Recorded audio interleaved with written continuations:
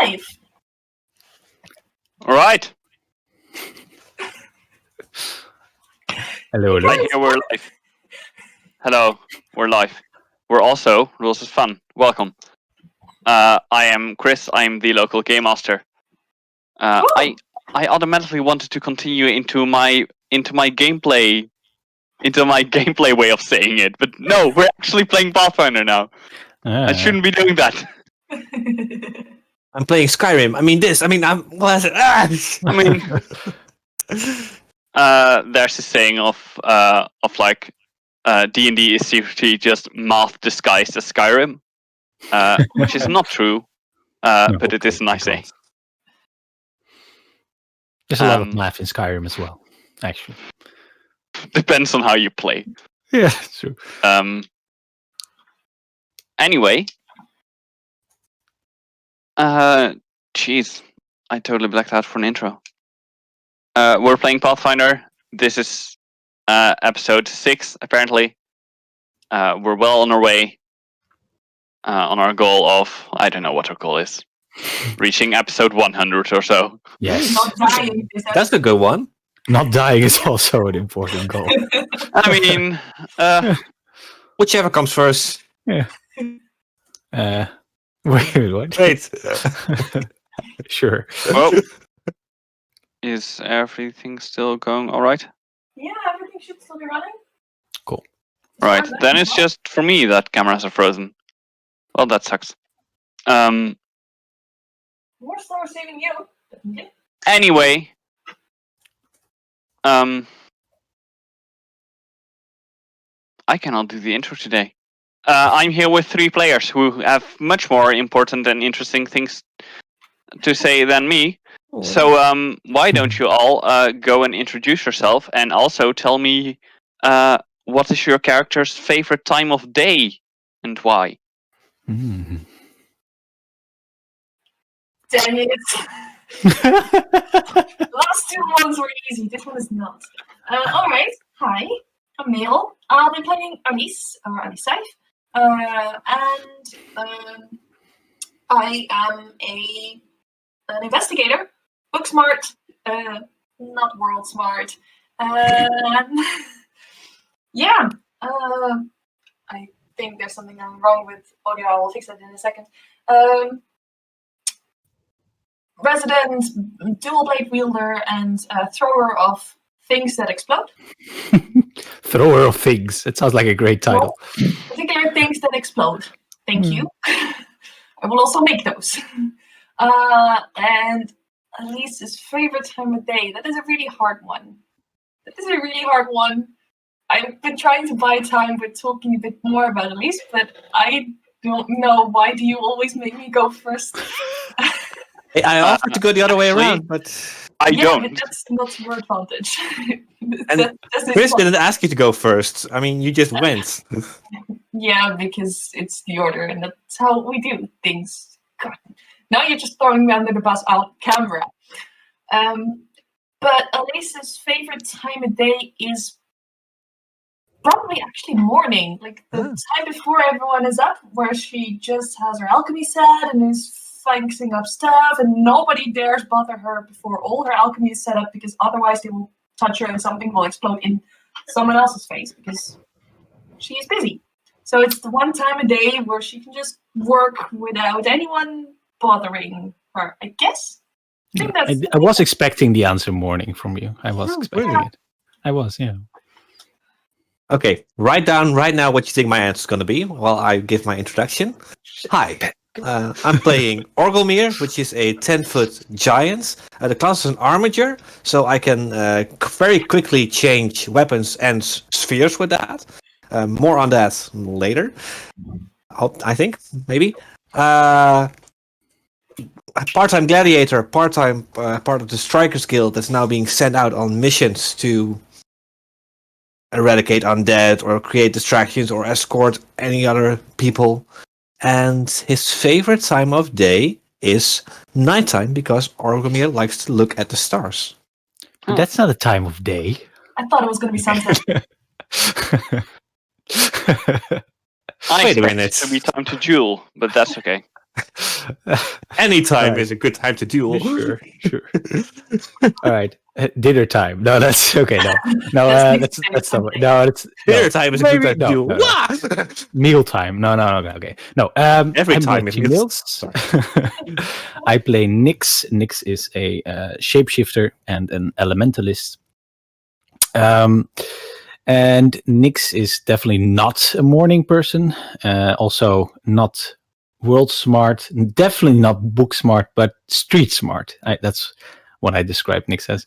And I think his favorite time of day is probably just noon, especially in summertime. So he can just bake on a roof somewhere. That's probably if it's not raining. If it's not raining, yeah. Yeah. The rare times that it's noon and it's not raining and he can light the sun. That's Yeah. and otherwise mealtime, probably second favorite times. I imagine just in Dreidan, it always rains, and then you have finally the moment that the sun clears, and then suddenly there's this weird time shift, and it just skips noon. No. Where did noon That go? sounds plausible in Dreidan. Okay. All right. So where did we leave off? Yes, last time you went into the location known as the Barrow Sage, where you were tasked to destroy all undead and steal some kind of amulet from the person who was buried there. You went in. You fought with some giant pieces of living armor. You fought with a couple of Whites, I think. whites with nice colored swords. Mm-hmm. And then you got your ass handed to you by the following combat against two kind of zombie-like people, one warrior, one priest, and a dog. Right. Dog, that mummy. was mummified and changed to a person.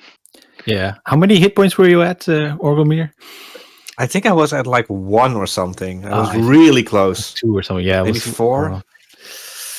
It was not good.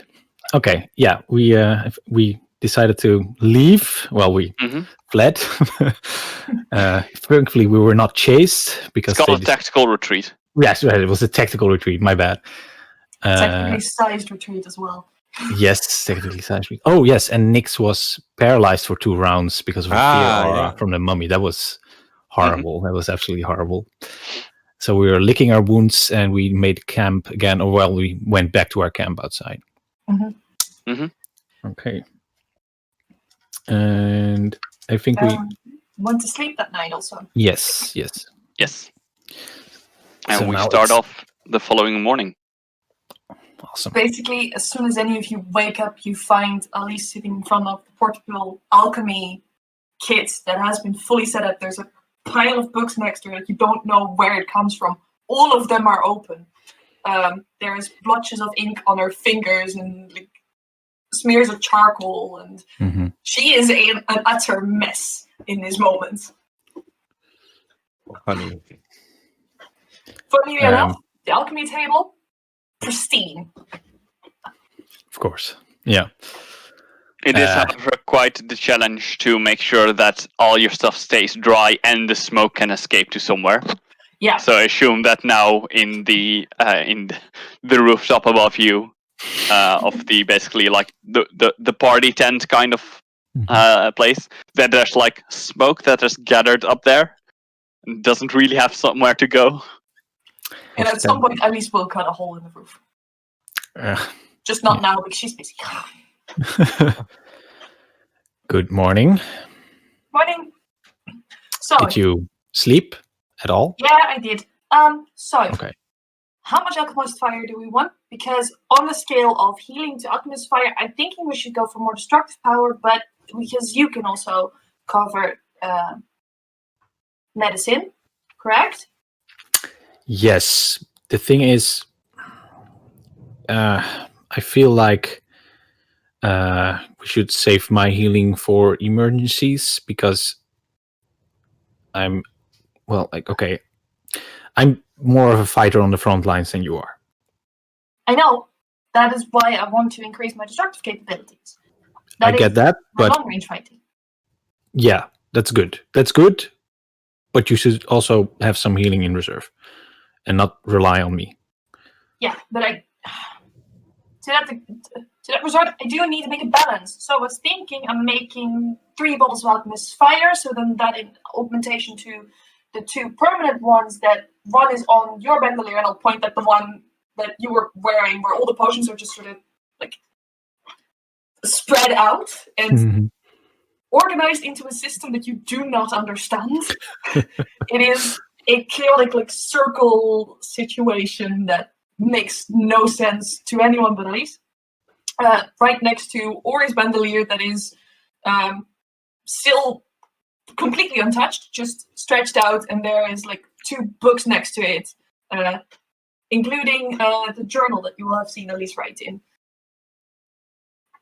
So I'm thinking like 3 bottles of Alchemist's Fire, 1 salve, and then there's the 2 Alchemist's Fire from your bandolier and from Ori's bandolier. So then we'll have 5 Alchemist's Fire. We've still got 2 bottles of bottled light, 1 bottle of bottled lightning, because only Ori has that left. We can't use the liquid ice, and I'm not sure about using the alkali because. Okay, 1 salve.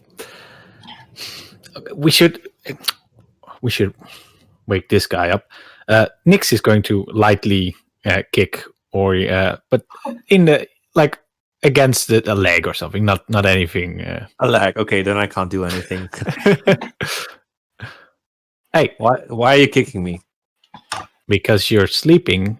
And just because I have have my eyes closed does not mean I'm sleeping. You could also get up and come and help. Look, we have to make decisions. Sits up, crosses legs. What do you think? How many salves? I'm leaning towards 2. I think 1 is too little. That's good. I mean, these things hit hard. Exactly. I am also gonna prep more of this, and I hold up a pouch that is completely nondescript. A pouch? Okay, what's that? Oh, this is teleport. This is a combustion mixture that allows me to teleport. Blood magic doesn't work on any of these things. I'm really good at, I'm so close to figuring out how I can get to this ichor stuff in these zombies, how I can get a grip on that, but I can't.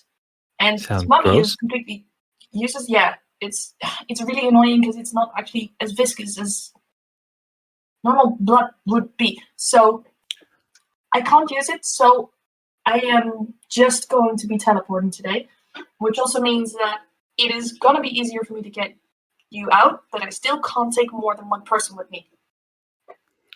Well, let's try not to let it get to that point again. At least we know that they will probably leave us alone if we run, but we can't be sure. That, and I can tank a few hits, and I can turn invisible, so I have other ways of escaping. Oh, that's good. I have also been working with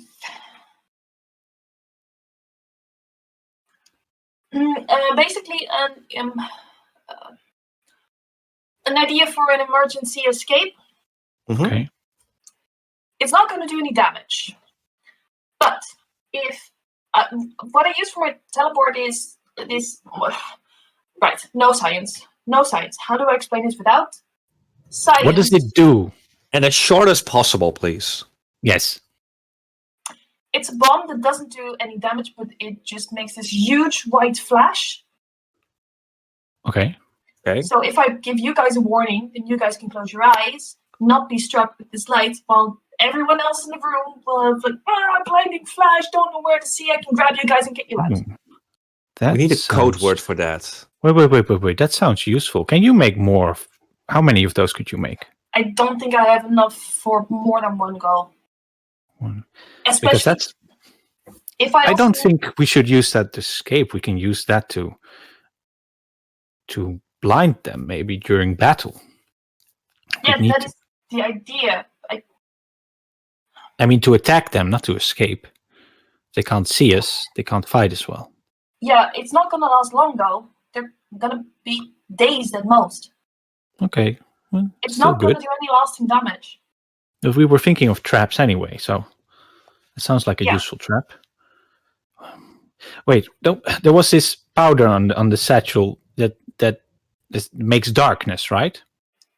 Yeah, Dust of Darkness. Everybody still has it. Okay. What if we throw down some dust of darkness? We can all see in the dark. Not And- in this. It You can't? stays up. It completely blinds you. I mean, I had to prepare. I can create a lens, but Nope. 5th edition rules. Fifth Versus Pathfinder rules. Oh. If you have a darkness effect, you can still see in it.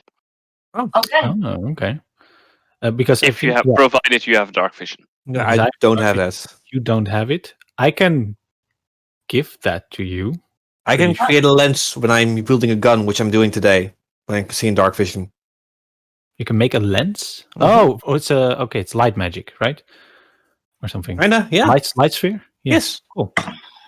Okay, that could work. Okay, so we could, because I'm thinking, if we make darkness around ourselves and then throw that bomb, that would protect us from the flash, right? Yeah, I mean, you're closing your eyes would also. Is that enough for really bright light? I mean, okay. Would say so. I'm just As long as thinking. you're aware of it. It's really easy to defend against. Okay, well, still might be useful. Okay, what else do we have? Because we're thinking, you're saying fire, alchemist fire, that works. We know lightning probably works. We have some of those. Yeah, What we've else got do one we left. have? We've got one bottle of lightning left. Okay. We're gonna then have, if I'm indeed taking 2 salves, then we're gonna have 4 bottles of alchemist fire. And we mostly have I don't want to say fuck ton, but like a lot of acid left. That's a Oh, very right. not scientific term. I like it. It's okay. Yeah. You also said something about sun rods yesterday, didn't you? Yeah, sun rods are not that useful. They are mostly Okay. used for torches. Do we have anything else useful? I mean, there's the Tanglefoot bags. What's which we that? talked about before. Did we? Tanglefoot bag is basically, I'll pull out a pouch that swashes a bit with this, and there's this like an icky smell coming off it once you prise it open a little bit. Like there's this goo stuff inside of it. The bag bursts when you throw it on the ground, and it just Okay. creates this area that gets really sticky. It's really hard to move through. Oh, So we were really? talking about trapping the corridor yesterday. Okay. So if you throw this in, they get stuck to some degree. How about this?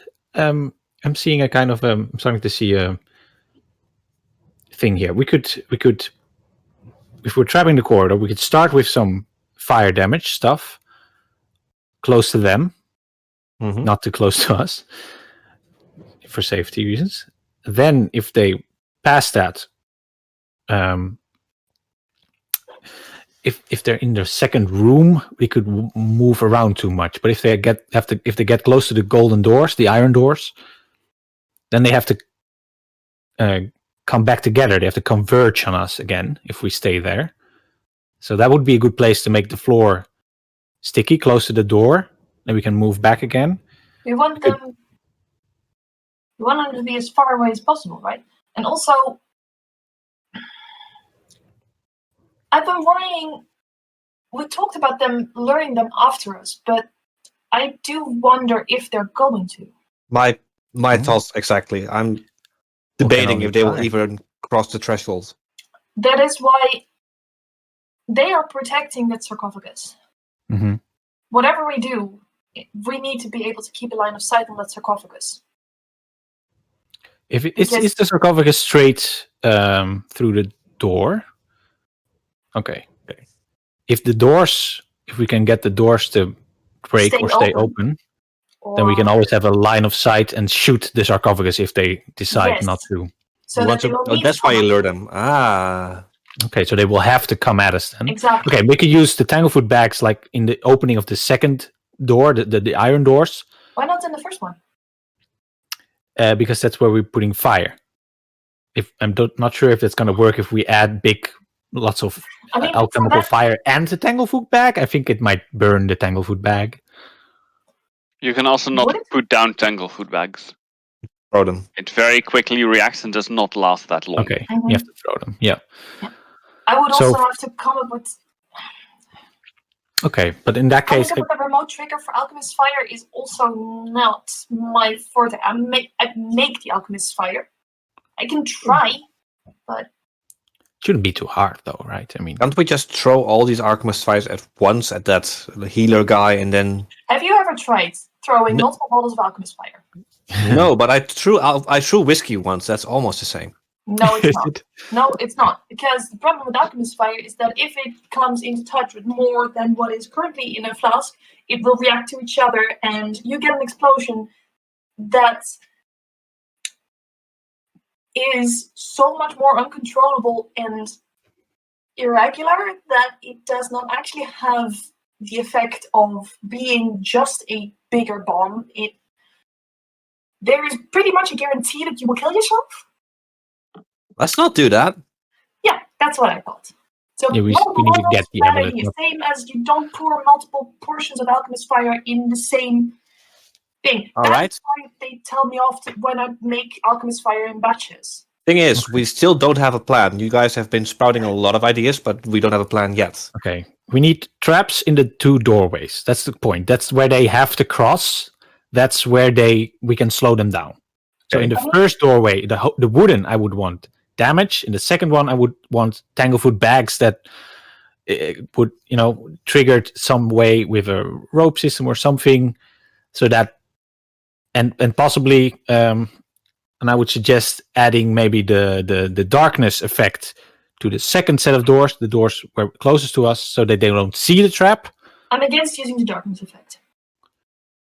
It would help against the bomb as well, though. We can throw the bomb past the darkness effect and it won't affect us. Maybe, but it also makes it hard to oversee a battlefield. Also, if we throw the bomb beyond the darkness effect and they get blinded, it'll make them, again, more likely to walk into our traps.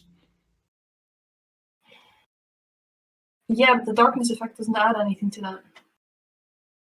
Yeah, maybe not, if they can probably see in the dark. But it would affect... Okay, we don't need the darkness, you're right. If we time the bomb, if you give it enough warning, I still need to make it. Throwing down a Tanglefoot back is fine, I can teleport out of that. Okay. So we don't need to set up a remote trigger for that. Sure. As I said, I've got pouches for teleporting today. Okay.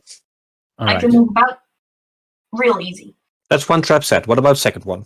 No, that is the second one that doesn't have to be set. So that is manual trigger. All right. So other problem would be setting up a flask of Alchemist Fire in the doorway for when they walk past, and somehow remote trigger that.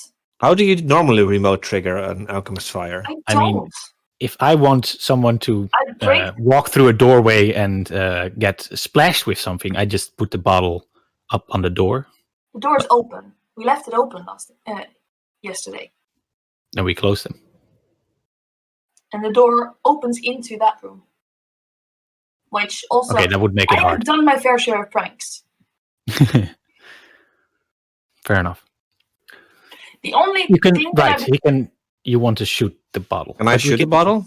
But you can also shoot the people, so I'm not sure if that's better. I don't think that's better. Okay, maybe remote trigger is difficult. Maybe we should just have you throwing things at them while they run at us. Maybe that's good enough. If you can slow them down, you get more time to throw things at them and more time for us to shoot them. So maybe we should just prioritize the Tanglefoot bags. I was thinking they don't seem to attack us if we go near. So what if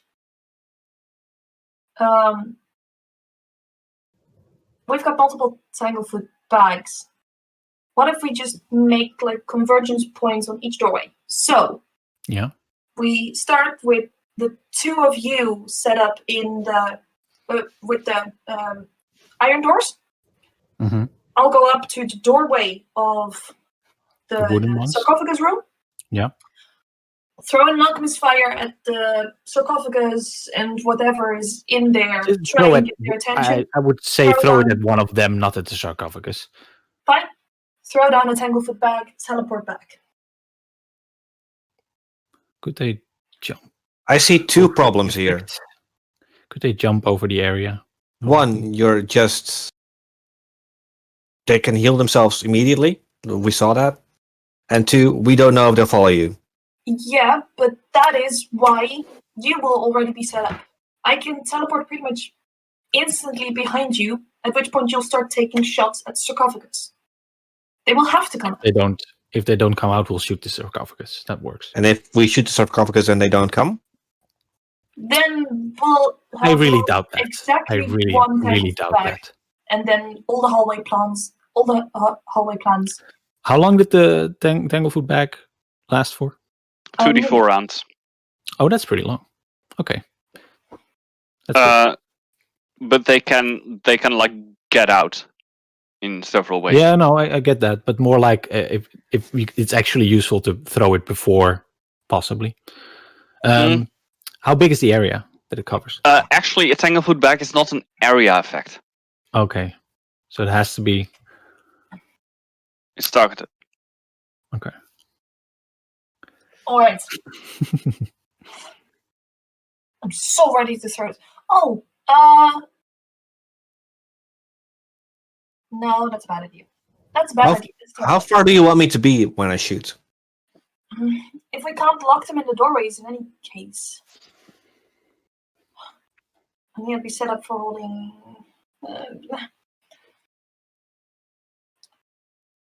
I don't know how far away you need to be to shoot. Normally like 40 feet, but again, lenses. I could be a little further. How long is the room in which we fought the white? Probably From like door to door. 30 foot. Maybe longer. From door to door, I would say around 60 feet. That's pretty far. But there is a that's also because it's not only a room. There is a hallway on either side. Yeah. Okay. It's not room. It's room into a hallway into a room into Yeah. a hallway into a room. Yeah. Makes sense. Okay. I have one other idea, which does not involve strapping of any hallway. Okay. That is the same as we did yesterday. Storm in. No, stand at the door, behind Ori. I will have more throw balls ready. I don't have to evacuate Nyx, who will not be paralyzed yet. And I'll basically, as soon as we get there, I'll throw in a Tanglefoot back to get the shield guy separated. Okay, So but we'll only have to deal if with we're the- gonna stand in the doorway, we're gonna stand in the iron doorway this time. No wooden doorway. Why would we do that? We can get them to come to us. Just shoot the sarcophagus, get them to come to us. We've got all this How is that range different? because they have to actually get to us. We can start shooting, start throwing before they get to us. We can slow them down, deal more Right. damage. Alright, then so the idea will be that I throw in a bottle of alchemist fire, Sure. teleport back instantly, hope that they follow me. I shoot the Yeah. sarcophagus. If they don't follow. If they don't follow, I'm And taking a shot either way. If I get the chance to just shoot one of them, I'm gonna shoot them. Definitely. And if they then don't come, because then I'm gonna shoot the sarcophagus. as Yes. they come through the room, I'll try to use a Tanglefoot bag to Yes. get one of them separated. And if they get close to us, you throw the blinding bomb and tell us right before to look away. Because if they're want- melee I would really in like to melee use range, blinding bomb as a getaway option. we're here to win, not to run away again. If they're there, if they're blinded, they have a harder time hitting us, and we can hit them more easily. Can you blind an undead creature? I don't know. They have eyes, don't they? I don't know. Chris, We'll find out. does Ori know about... one moment. What is the ability that you use? It's No. Which It would be a homemade magnesium bomb, pretty much. Wasn't there actually an item that was It, kind of yeah, like it's that did this? oh god, Flash powder or something? flash powder. Yeah. I would like to try and make that.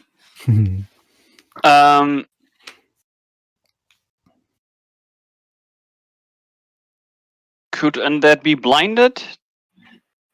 Technically, yes. If they rely on sight, I guess. Well, yeah. I mean, if they don't rely on sight, then you can still blind them, but then it just won't affect how they fight. I guess we can try at least.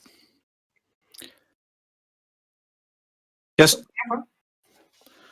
at least I trust you. If you think it's best for an escape, then use it for an escape. But if you find an opening to use that, then do so. That's fine. Just make sure you give us a heads up. Are we also taking the troll oil? Yes. Troll oil, because I definitely think that Ori should take it. What's Yes. troll Also, oil? any We talked buffs you about can that give last yourself that last for a minute or longer, use them before we start. The troll oil, basically, it is disgusting. I'm sorry, but basically, it allows you to take lethal blows and stay standing. Oh, cool. Sounds good. Hey, I'm used to nasty things. Bet you are. Okay. We're only supposed to use them in emergency situations. And I think that just having you take it might be enough. We're more rested, we're better equipped, we're prepared. I think we can do this. Let's do I it. agree. But we're all taking the troll oil, right? Just in case. Sure. Good. All right. Then you're going to try and make that bomb. You need to make a crafting check or something? If I can. Craft alchemy, please. Yes. Oh god. Inspiration? Yeah, definitely inspiration, because this is real shit. This is really, really bad. Oh, thank you, my D6. So I rolled a 2 on the die. But I rolled an additional 6 and I get a plus 15 for craft alchemy, so that's a 23. I was just saying. That's 23. There we go. You can Good. make a flash powder. Yeah. Cool. Alright, I'll write down 1 portion of flash powder. Awesome. Are you making 2 salves? Yeah, I've got... Cool. What do you think I've been doing while we were talking? Talking? What do you mean while you do things while you're talking? Holds up like I shouldn't be a tin of surprised. salve. I shouldn't be surprised. Okay. Just talking is boring. Nothing happens. Usually I'm doing stuff. Usually I'm Fair not enough. talking, I'm just doing stuff. All That right. works too. Okay. To be fair, there's some talking in the arena, though. I think trash about it. talking, right? Trash talking or just heroic speeches. Right. A lot of shouting. A lot of shouting. lot of incessant Screaming, shouting. screaming, a So, lot of girdling, screaming. Okay, yeah. This should be it. what are you gonna do? We're going back in there. Yeah. We're going to go down to the golden Right. iron doors, and Yes. Keeping an eye out if anything else is resurrected again. yes, Yeah. Doesn't seem to. That's good. good. Are the doors still open? Nope, the doors are closed. That makes sense. There's Okay. one. The golden doors. The golden doors. Anything behind it? No, it's not just a wall. No, Oh, there is the hall. There is the short hallway into the room that you have fought the whites before. Mhm. And there is something that has changed in the room. Okay. First of all, the corpses are not there. the corpse of the whites, or 3 corpses of the whites and the 1 white in pieces. Mhm. And there seem to be 4 urns that you can see that weren't there before. Okay, They made burials for them. I think so. And Alright, the Elise. urns are kind of standing basically on one side next to the set of coffins. You're going to be opening the wooden doors, I take it? Yeah. I should Then- do that. And it's time we prepare. Yeah. You want me to take the troll now or when I'm in a pickle? No, we're Get in supposed to take it position. now, right? Take it now, because we don't have time to drink them in a Exactly. thing. I think how long did The this moment last? you need it, it's too late to drink it. Yeah, Yeah. and it lasted like an hour or something, right? In that An case, hour until it's used. here's to both of your healths. Or it's just... That is disgusting. It's not bad, actually. Suck it up. Not bad. As I said, I have worse things. Keep the bottles, It by lasts the an way. I hour. need to use those. I'm just not used to eating worse things again anymore. Keep the bottles. I need to reuse those. Thanks. Yes, Mom. All right. I'll prepare Right. a lens, and I'll prepare my... What was it called again? Aiming scope, so I can be at a farther distance, a range increment further, I think. I'm Mhm. casting a dual physical enhancement on myself. And I can also then, because of mutagenic enhancements, put a trait on myself. That's going to be Earth Element, Earth Mastery. And I'm enhancing my strength and dexterity. Paper-wise, do my lenses actually appear on the pistol or on me? It's flavor. What do you want? Oh, I would love it if it's like there's just one monocle that appears. Yeah, Nice. absolutely. So, Very sophisticated. I'm also tactically sized. want to stand on my shoulders? No, I do not. I need to aim. Me too. And I want to have one hand on the door, and I actually want to open it and immediately fire on the cleric when I see him.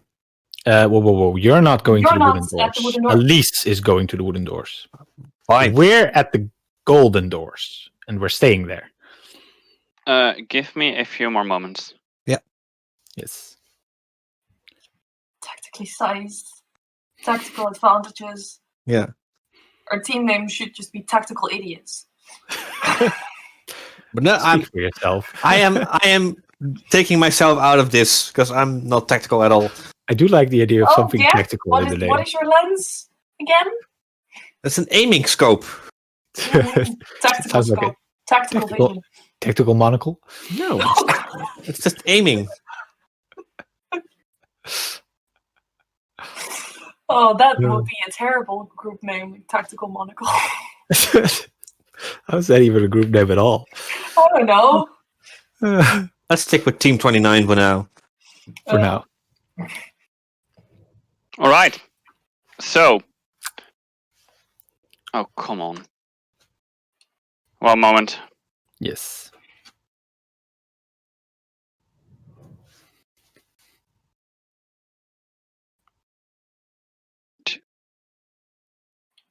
Finally. Jeez.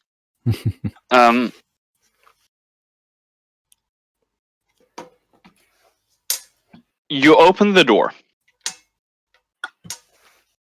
You look in at a sarcophagus, on top of which is sitting a dog that has been mummified and is wearing a mask, and kind of looks at you curiously when you open the door. On its left, on your left, there is a priest, and on your right, there is the soldier. I've got a bottle of alchemist of my own alchemist fire in my hand. Mhm. Not stepping in, taking a deep breath. Fuck, here goes nothing. And chucking it at the dog on top of the sarcophagus before even before checking if it hits, teleporting away. All right, you may roll for initiative. That's not bad. It's a 21. It's not I bad should either. take out the third die. I've got 18. Oh, I'm sorry, But- I'm got really confused because I thought I rolled a certain die and then rolled a different one. huh. How did I roll a 5 on my D4? No. You know the right actual one. Ah, well. Maybe a good thing, because they can get closer so you can shoot them. Fair enough. Fair enough. I'm still retiring this die Sure. for now. Unless the other one rolls worse. So who went worse? Who went first? I think me with a 21. I have an 18. I have a 2. Yeah, just give me a moment to write things down. Yes.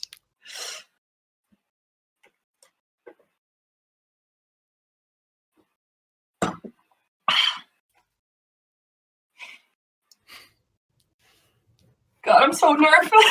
All right. Kind of the problem is like, yeah, you're up first because your timing was all in it. You may first just make me a ranged touch attack. Range touch attack with a +1 because I do have to throw anything feet. Oh, that is a high roll. That is a 25 to hit. All right, you There we managed to go. hit the dog. You hit the puppy! Square in the face. And I sarcophagus for 8 points of fire damage to the dog.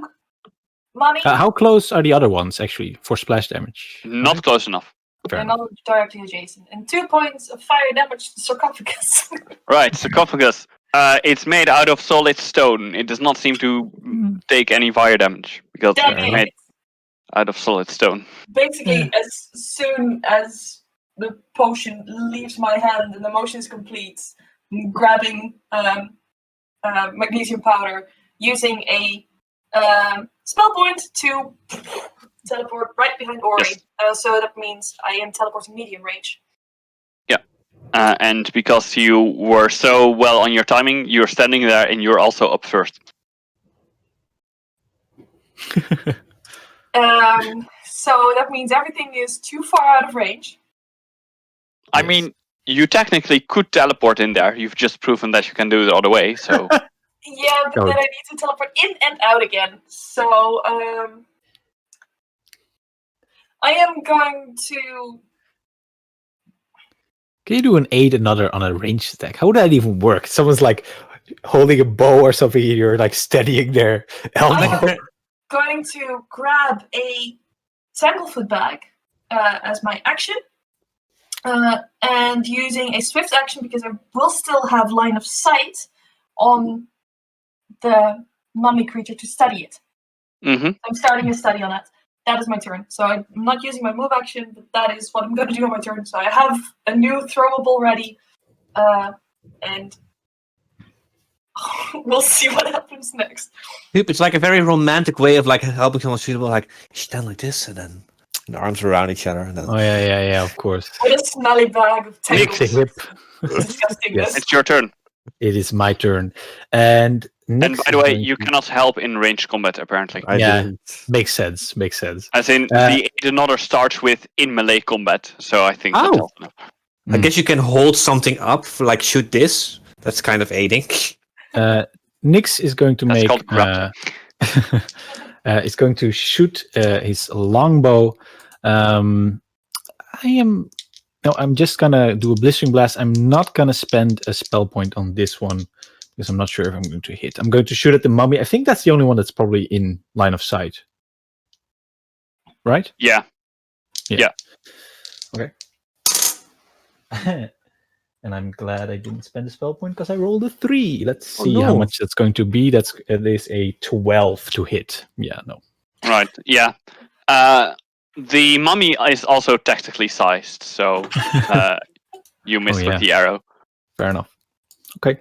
and like land somewhere in Warning the wall shot. behind it. It's a warning shot. All right. a warning shot after an actually damaging shot does not do much. Shush. It's tactical. The cleric is going to move forward and is going to close the door.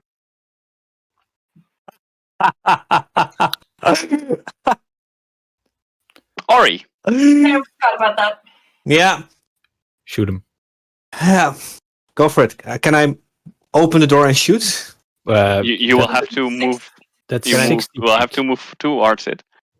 It's 60 feet away. Yeah, so I can't. So I'm. But you can shoot the cleric, maybe. How far can you shoot? It's You behind get- the door. It's behind the door. Oh, he's already close it. He's Oh, behind okay, the door. sorry. I can't. Yeah, It's a makes wooden door. Maybe you can shoot through it, but no idea what I did. Like a wooden door means it's a good solid wooden door. Okay. It's not rotting or anything. It's Fair just enough. a good solid wooden door. Then I can't make it in one go. So probably dash towards the door and hold the doorknob. All right? Yeah, I think. And that's all I You can have do. arrived at the door. Yeah. Oh fuck, and there go the plans. Plan B it is. It is your turn, Alice. Yeah. Problem is, Ori is standing right next to the door. I can probably step aside if you open the door. No, I don't want to open the door. I want to destroy it with a flask of alchemist fire. Well, if But you are nothing right is, next to it. if they're not attacking either, then you can just tell him to move away. If they're not attacking, we're not in a rush per se. We're initiative, Yeah, but we're not in a rush. They are healing the mummy right now. Fine. Doesn't matter. I'll run over to Ari, talking. I have a time limit on the study on the mummy. Still, again, not the most So- important thing. All right. Yeah, I'll tuck away the tanglefoot bag, dash over to Ori, and just tell him, just get back. I'll destroy the door. Switching for a flask of alchemist fire. And that is my whole turn. Nix will That is crack his not neck. on the study. That's it, Nix's turn. Nix is going to stay there. All right? Ori, Looking at Alice, don't talk to me like that ever again. Move back and ready. I want ready in action that if the door's open and I see the magic user, I can shoot it. How far do you move back? Do you move all the So way back? I can move 30 feet back, I guess. Sure. I assume you also kind of move to the side to give Alice a clear shot of the door. Yeah. Nix. Next to clear shot of the door. Yes. I mean, Nix Elise is has standing at the door, so Oh, okay. I'm sorry. Then I momentarily missed that. no, that's fine. Excuse me. Never mind. Alice, then. Oh, please Taking also a quick cursory glance over the door, would throwing the flask of alchemist fire at it actually be able to destroy this door? It would damage the door. Would it destroy it? No. It's a good solid wooden door. As in, you could break it. You could certainly break it down with alchemist fire, but not with a single flask. I have a crowbar on me. Would I be able to break it off its hinges? You could definitely try. Putting the alchemist fire away, grabbing the crowbar and trying that. All right. You make me a strength check. Just send the giant away. Make me a strength check. Yeah. So straight up strength, not athletics. Straight up strength. 10. It's a good solid wooden door. Like you think you can break it open with a crowbar, but you're not. It requires a lot of force Okay. because you're not trying to pry open a lock with a crowbar. You're actually trying to unhinge the door. Yeah. Nix Doors, is going. Pretty heavy. Nyx is going to sigh and call out, Ori will break the door, then teleport him back here. Oh. Yeah, sure. Alright, that's so you guys probably run out by the time that we get there. That's all Nyx is going to do again. Right, at least we'll wait at the door, holding the crowbar out for Ori. Arriving there, looking at the door, and then finding a good place to jam the crowbar in and break it. All right.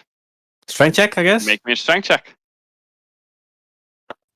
There we go. That's a 17.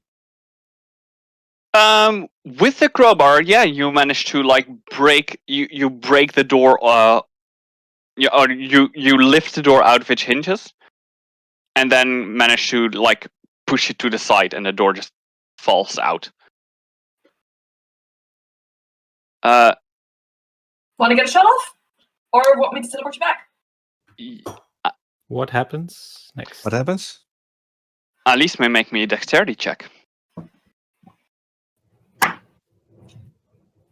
Straight up dexterity or Straight up dexterity. dexterity? That's an ability check. I am going to use another point of inspiration because I don't know what this is for. And it was not a very good roll. So that's a 13 plus 3 is a 16 total. All right. That is enough. Why did I let you roll dexterity? Because the moment that Ori manages to unhinge the door, there is a knightly figure behind it who immediately tries to hack its sword into you. But at least you can teleport. You can teleport Ori away before that. All right. I'm willing, so. Good. Well, fuck. Here we Say that go. again. Plan C, then. We don't have it. Let's make it now. I think we're back into initiative order. Yeah, Alice. I presume that was my movement part of my turn? No, actually, it's standard action. I took Ori with me, so that would have been my standard action. It was ready Oh, right. because you specifically said that was what you were going to do. All right. In Sure. that case, pulling out another Tanglefoot bag, not making a study this time. I am. Can I hold? Yeah, can I hold the Tanglefoot bag until any one of them is within throwing range? I actually don't know what my throwing range is for. That's a good question. Neither do I. Normal throwing range for items is for I think things like Tanglefoot bags is 50 feet. Like 50 maximum. You take a -5 penalty on that on your attack roll then. That's fine. I'll take that. It's a range increment of 10, and you have thrown items I think have maximum range of 5 range increments. All right. In that case, I'll take the 50 foot. The 5 points range increments. Basically, someone gets within 50 feet, I'll huck this at them. I'll huck the Tanglefoot bag at them. Oh, I'm sorry. It's a -2 penalty for each full That's range 50. increment. In You that can case, wait. it's 30 feet. Wait, yeah, that sounds better. 30 feet. All right. Yes. It's one full move away. Okay. Good. So that should be a -4 penalty, correct? Yes. 10, 20, 30. Yeah. Yep. All right. All right. Yeah, that's ready. It's cool. I Next. didn't know it worked like that. Yeah. Well, is there any other target in sight, or is it just the guy standing in the doorway? Probably. Currently, it's just the guy standing in the doorway. Then I'm going to shoot him. I'm not spending a spell point again because this guy's got high AC, so I'm not sure if I'm going to hit, but I am going to use Blistering Blast. All right. And yeah, that's not enough. That's a 19 to hit. Nope. Deflects off its shield. We'll get him.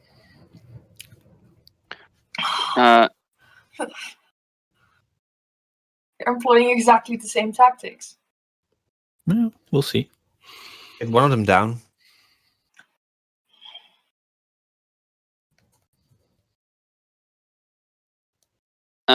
He is going to approach you and walk 30 feet closer. Which means he gets within 30 feet? Yes. Alright. That is a better roll. Taking a -4 penalty, creature that I haven't studied. That is a 21 to hit. No, Right. not a 21. Sorry. Miscalculated. The -4 needs to go of 17 to hit against touch. Yes, His final 17 foot hits was- against touch. Yeah! He does make his reflex save, Dang it! so he's not actually stuck to the ground. Okay. And that was always the risk. I tried. He is still entangled, though. Good. And you might also roll me 2d4. 2d4. For how Yes. long it's the tangled back stays? That's a 4 total. Perfectly average roll. It's like Not really one below average roll. I rolled 2 twos. It seems very average.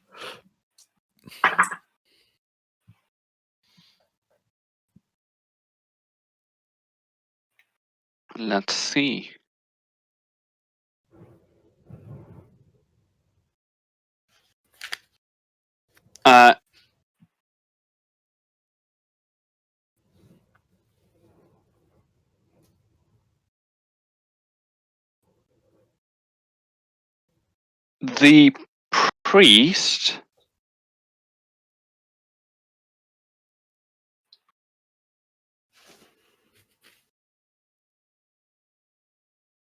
The priest is then also going to move out and going to be standing directly behind the knight.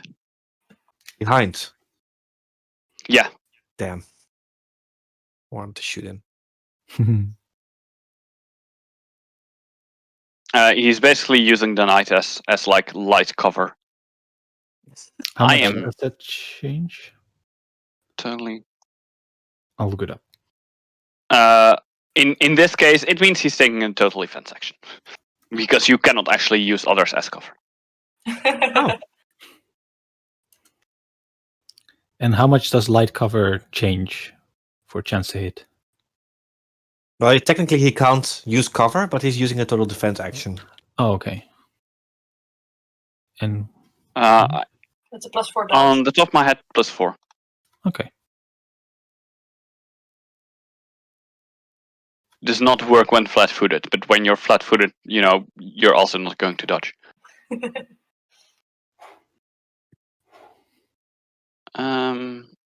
Wow. Give me a moment. Yeah.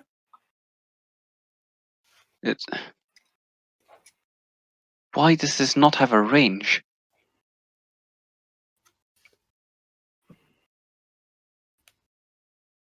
Oh, all right.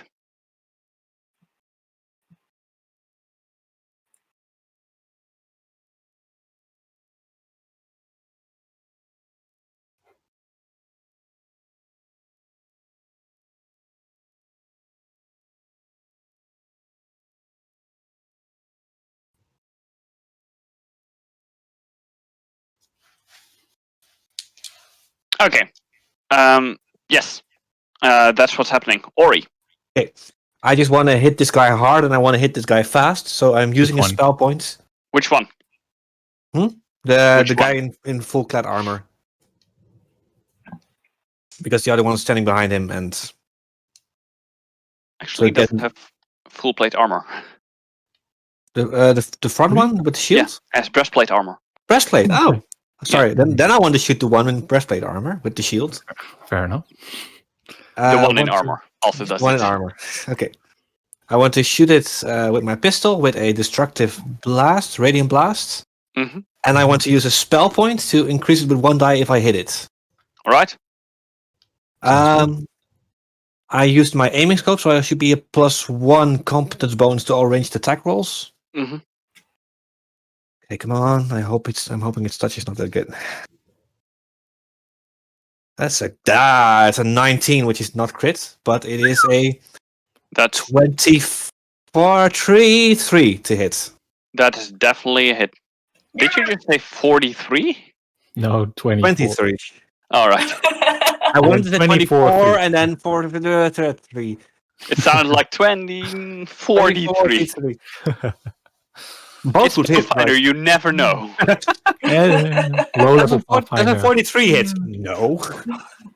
Okay, that's a D10 then, and 3D8, I guess, because he's undead. Yeah, he is undead. That's good. That's 10 points of normal damage Mm-hmm. and 15 points of untyped damage. Nice. And it has to make a reflex saving throw. The one time you're not playing like a religious character, an obviously religious character, you still do like. Manages to evade the elite, like turns his head away at the exact right moment. Still gets hit and looks pretty hurt, but did turn away his head. Okay. Damn, that felt good. Reload.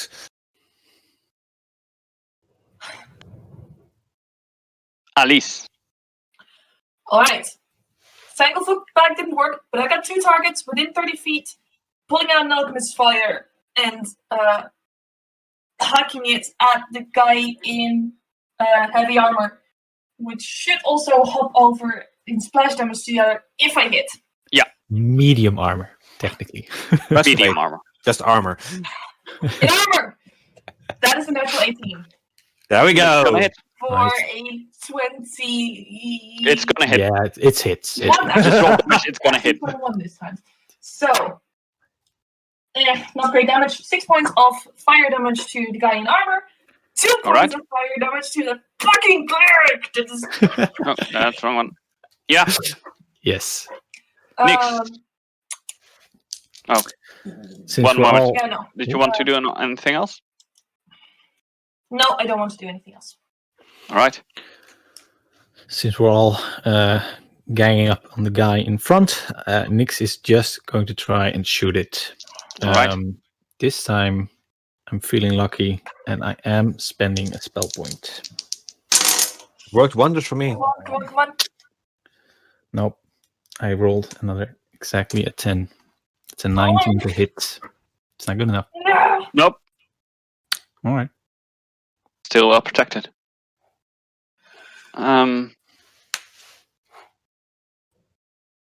And yes, AC goes down by a bit because of being entangled. But still, a Not 19 is not enough. Okay.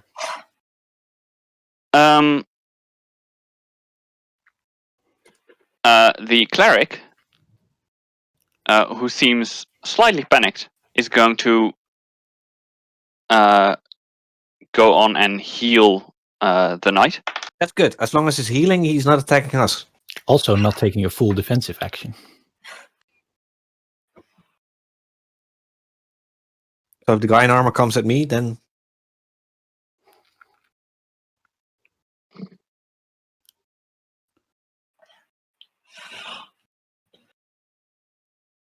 Last time we also started off pretty good.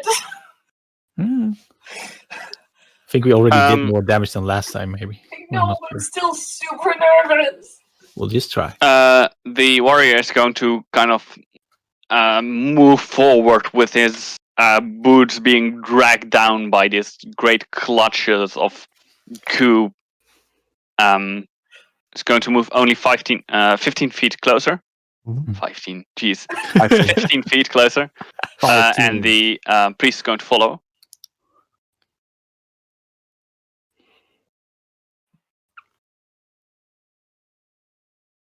What is the mummy doing in the meantime? It's a good question. Alice. We're not sure. not sure. Is the mummy visible? Yes. the mummy suddenly becomes visible as he appears right behind you, as if out of thin air.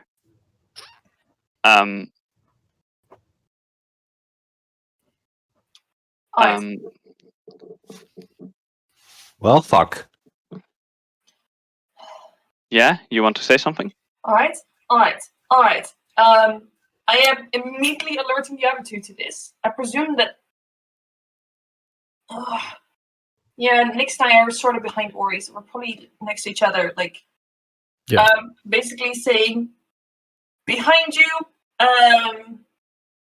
behind us, I'll grab another Tanglefoot bag from one of the 3 bandoliers that I've got wrapped around me, and Whoa! It's not your turn. It's not. No. Okay, that's what I thought. Yeah, I'll immediately be like, Behind. Bum.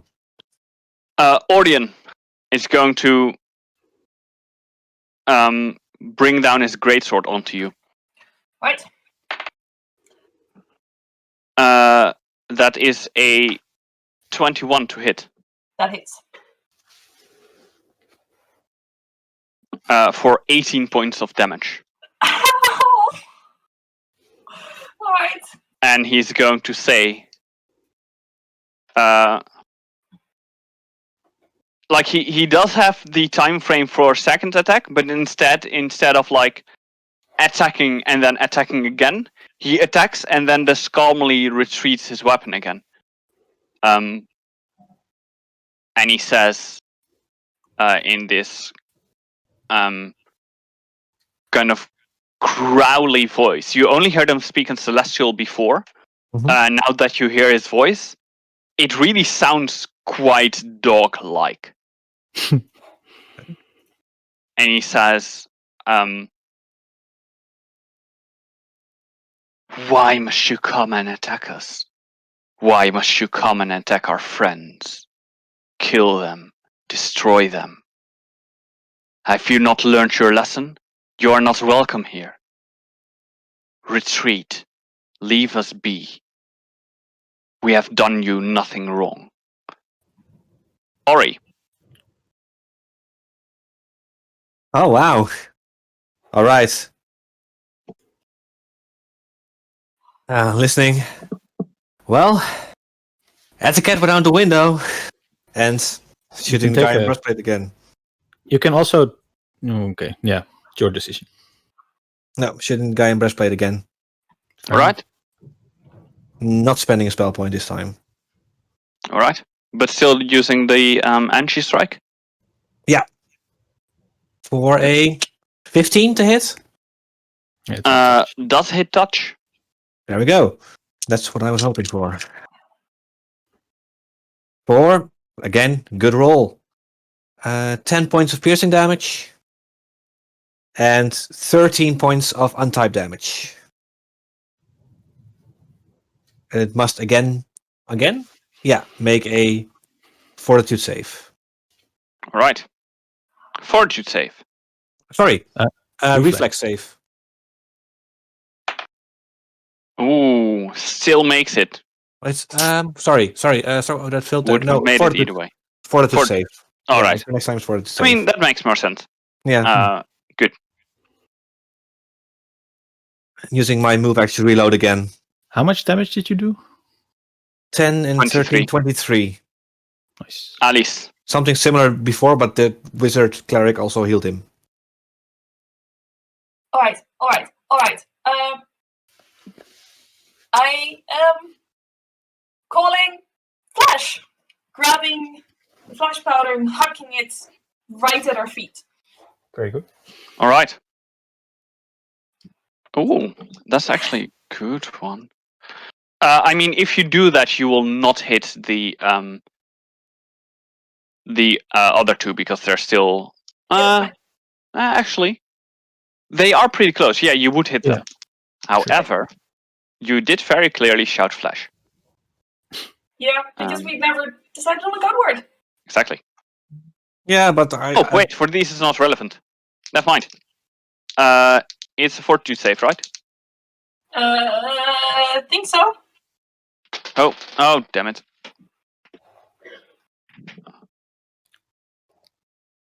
Ooh.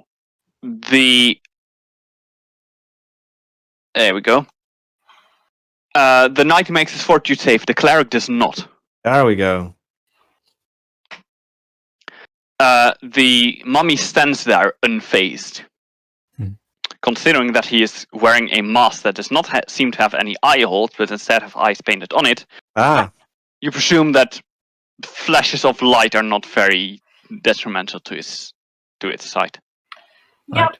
I figured as much.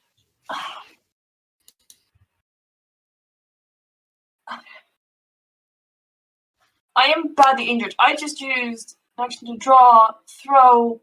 I have my move action left. And Move, get out. Yes. I am using another spell point for a teleport right on top of the sarcophagus. Ooh. I think we discussed that teleporting as a move action would provoke attacks of opportunity. Yeah. Right, but you do it anyway. Yeah. Cool. Well, we He's all He not jump doesn't going know to where I'm going. He doesn't attack. Oh. No. Fair And you enough. teleport on top of the sarcophagus. Well, hope you get the medallion. That is the idea. Smart. All right. Okay.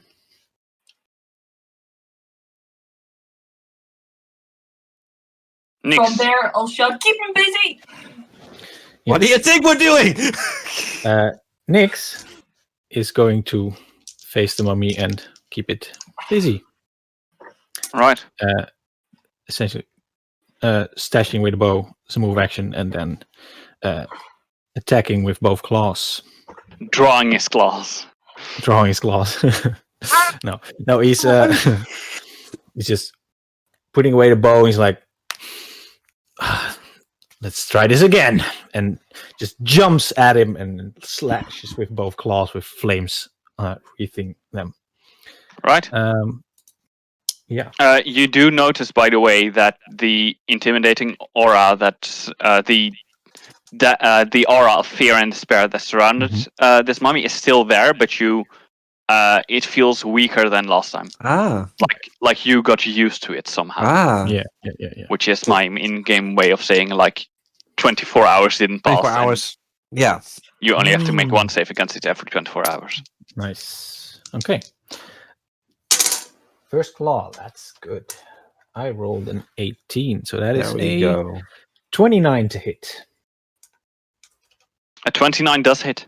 Yeah, and I was actually going to spend a spell point. I'm assuming, actually, I think I said I spelled the spell point. I'm not sure. Okay, that's 8 blood scratching damage. Second roll. That is a natural 20. That's more like it. Yeah, all right. Okay. There we go. Roll for confirm. That is an 18, so then 29 on the confirm. All right.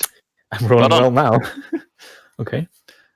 How does that work with the... you double half of it. Sure. So that's just extra 50% then. Yeah. Mm-hmm. Okay. Let's see. This is another 8 slashing. Wait, no, I have to double.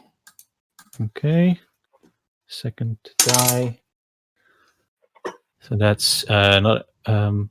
That is the second claw was 20 scratching damage then.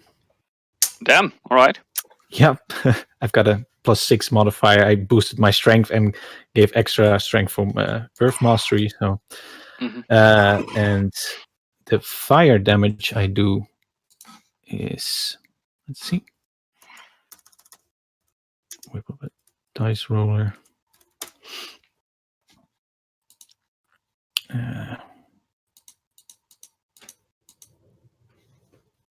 That is going to be 22 fire damage. Damn. Yeah, it takes quite some damage. Good. Or he's just glancing back and then... Damn. If somebody did that much damage to me, I'd be dead.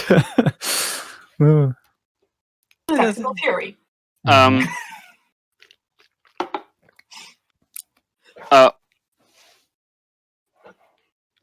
Ordian says something in Celestial. And the priest is going to channel negative energy. Is it still blinded? Yeah. Okay.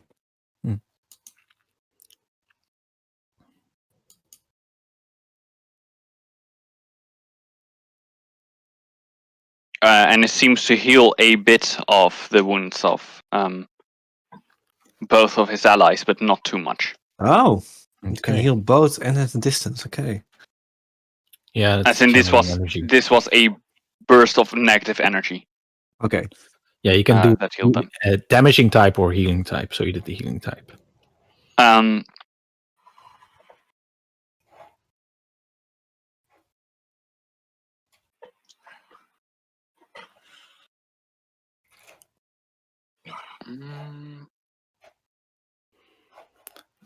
Oh, also, by the way, sorry. That last enemy I hit has for the next 3 turns -2 on fortitude saves. All right. Before I forget.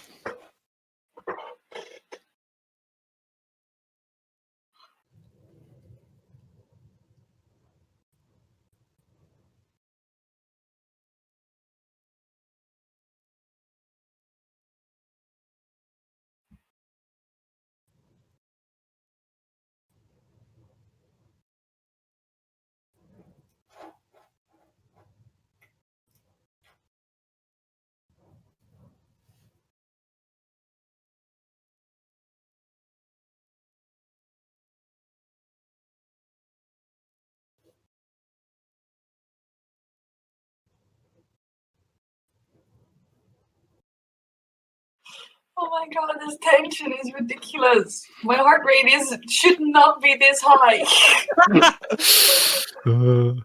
I am so scared. We'll see what happens.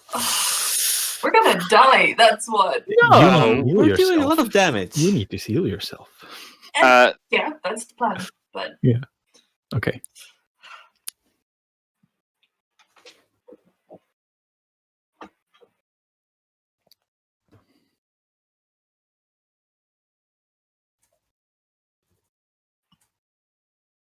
The knight. The knight is clearly like kind of panicking at the moment. And Good. you hear him have conversation with the priest, and they seem both to be quite stressed out. Good. And then the knight is going to cast a spell on the mummy. Okay. The knight can cast a spell? Interesting. Well, you can cast spells too. So.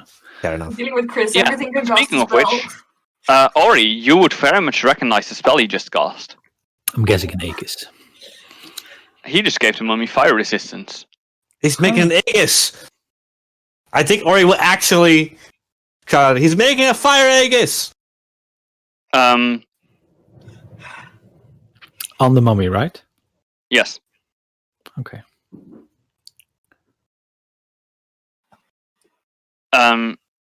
And Ordian will say, "Please let us not fight. Let us discuss this as civilized folk. You are in danger. We are in danger. There is no need for this." And he will cast a spell, and around the sarcophagus, glowing glyphs start to appear. Would I recognize this effect? You make me a spellcraft check, Yeah, I would love that. because I remember that was a thing. I also get free inspiration on that. Oh. Which is good, because that was a really shitty roll, but spellcraft is one of my best abilities. Better abilities, at least. So, that is 8 plus 8 is 16. All right, it's kind of like a combination of archaic and like otherworldly. What Ordian has just cast, so you don't know exactly what it is, but you're quite sure that he has made an attempt to trap you in there. Would I know if teleporting out would trigger it? Ooh. That's a very good question.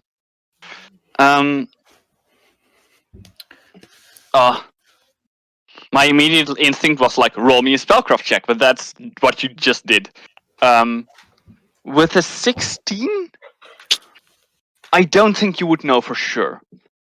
You know magic that creates trap that does stop teleportation, but there's also some magic that doesn't, and it's not quite clear which one it is. Right. Ori. Oh, what would Ori do? Oh, that's a good one. Oh. If you show any sign of hesitation, Nix will call out, "We follow orders!" No, I'm not. Ori. Robert is having doubts. Okay. Ori, not yet. Good. Robert's having doubt what Ori would do. No, screw it. It's following orders. Yeah, I think. No, definitely. And you didn't shout anything about the trap. So, no, then I would have just gone straight to the planet. Attacking the same one again with a Radiant Blast. All right. That's a 16 to hit. That does hit. I think that's Or, the last there one. we Let's see. Or 10 points of receive piercing 8. damage. Oof. And Right. 9 points of untyped damage. That's not that much. The knight goes down. Yes. Okay. Maybe. Okay, knight goes You down. hear the priest crying out. Immediately putting the gun away, moving towards the priest, drawing 2 swords. All right. That's it. What about the Aegis? Does that seem to be working still on the mummy? Oh.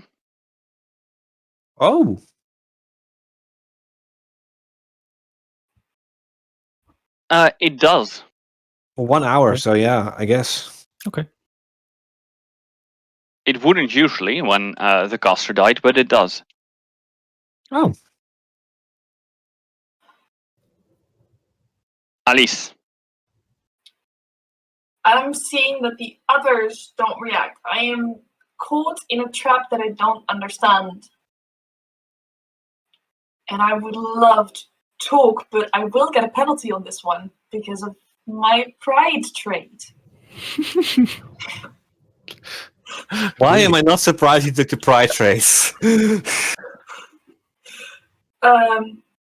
will She's definitely take noble, out so- a tin of self because even if I roll maximum healing, I will get full benefit of it. So that is swift action to draw it, standard action to use it. We don't Wait. talk about the noble with the noble. Well, I'm sorry, one moment. Does your pride affect here? Basically, I get a -2 to diplomacy against creatures who slighted me. Against sense motive and diplomacy against creatures who slighted me. All right. I'm They sorry. kicked our ass I was looking yesterday. this up. So what are you going to do? Yeah, first applying salve. So drawing it in, applying it to myself. All right. Of course, I roll minimum healing. No. Oh. It's still 10 points. Yeah. So I'm back to 23, so I can take another hit. I don't immediately want to move back in.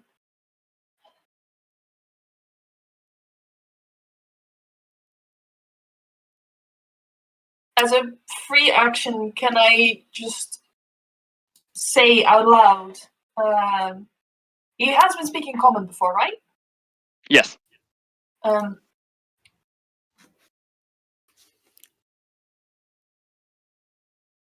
It's very hard to parlay when what we need is a war between 2 factions. Don't give And away I'll look how. down at the sarcophagus. How hard would it be to open this? Considering that you're currently on top of it, very hard. Yeah, no, I mean, is it like a stone lid? Like that it is a stone lid. So it Like, it's possible to open it, but it's like kind of meant to be. It's not. It's a sarcophagus. It's not actually meant to be opened. But in case it needs to go open, it's kind of supposed to be opened by either one very strong person or two people. All right. If you like try long enough and put enough force into it, you might be able to open it. Or is standing next to the cleric? Yeah. In that case, I am using my move action to teleport behind the cleric. That's probably more than 30 feet, correct? If you are able to teleport with the trap. Gonna try. The You make priest me a will save. should be more than 30 Yeah. feet. Yeah. 45. I think. Will save. That's not my great save. That is also not a great roll. Hold on a sec. Inspiration up. That is 2 points. God, I'm almost out. And the last 2 I'm keeping for in case necessary. That is much better. So that would be a 14 plus 3 is a 17. Ooh. That's actually a good question then. Really using inspirational saves is just, it's good. It's really Yeah. strong. Yeah, if I roll well on the d6. Fair enough. Still, it's I've only just been a using strong it on effect rolls that in are general. on rolls that are average. If I roll real shit. Yeah, you make it out. Awesome. Alright, in that case, I would like to get into basically appear behind the cleric in a flanking position with Ori. All right. And that Nick. is my full turn. Nyx knows that the mummy has fire resistance, but he doesn't seem to care much. He smirks, and his claws light up with a familiar yellow, warm glow of positive energy as he prepares a clarified strike. That's Alright. my boy. And then again lashes out with 2 claws.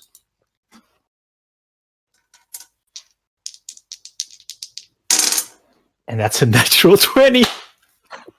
You may confirm that one. I swear. Look at that. Okay. And that's a 16, which makes a 27 to hit for Yeah, confirmed. all right. That's a confirmed crit. All right. I'll roll damage for the slashing part of it first. That is, let's see. That's okay. That's again 20. No, I'm doing this wrong. No, it's 16 scratching damage All right. on the first hit, and the second one is a 24 to hit. That's it. Wait, no natural 20? You disappoint me. I'm sorry. That is another 8 scratching damage, and then the damage from the cure is going to be 2d8 becomes 3d8. Let's see, plus 9. That is 22 positive energy damage. All right. Oh, I moved my camera.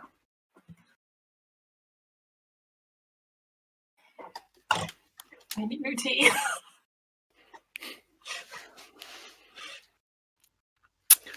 So, is he still standing? Yeah. Damn.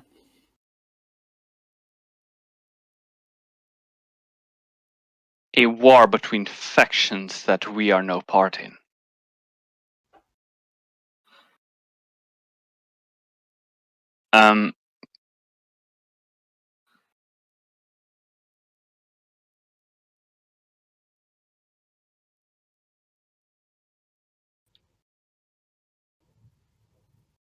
He is going to move away from Nyx, so you would get an attack of opportunity if you wish to take it.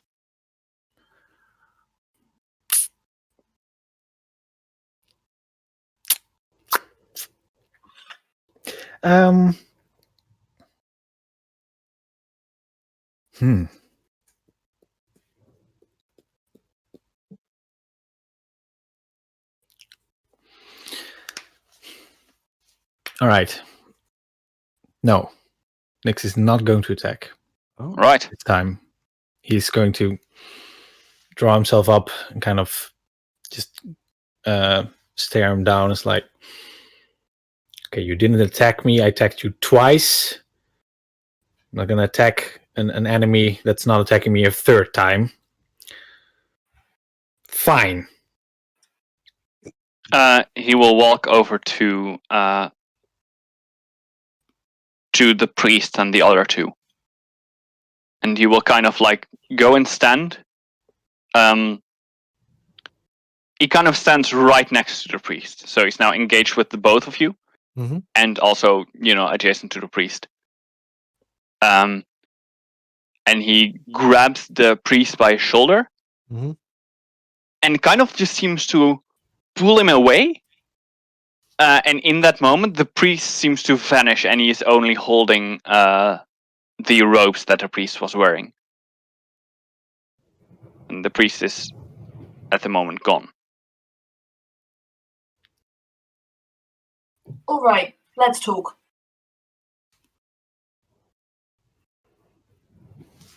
If you're amenable to it, then let's talk. I'll look at Ori. Keeping both swords in my hands. I'm still looking. What do you mean you're not part of it?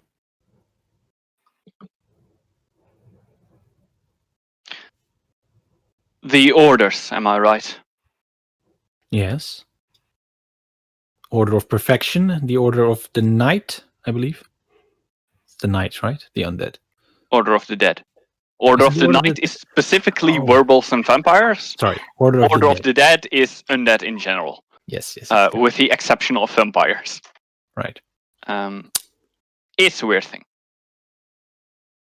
No, it makes sense. The Order of the Perfection and the Order of the Dead.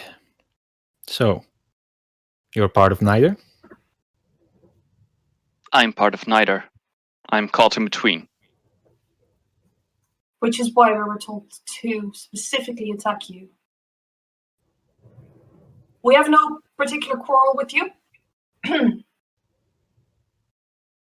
Except for the fact that you also did not seem amenable to talking yesterday, which is fine, perfectly fine, okay with that. We were told to enter here, causes kill our way through so that we would leave no trace behind, steal an amulet, so that either faction would blame the other. If we can do that in another way, that the factions would distract each other while for the foreseeable time, if there's another way to accomplish that, then we're open to that, right, guys? Yes. Or are you still looking at? Or are you still looking at Ordian? I think his name was. Yes, Ordian. At this point, at least we'll just sort of hold her hand. She is currently unarmed.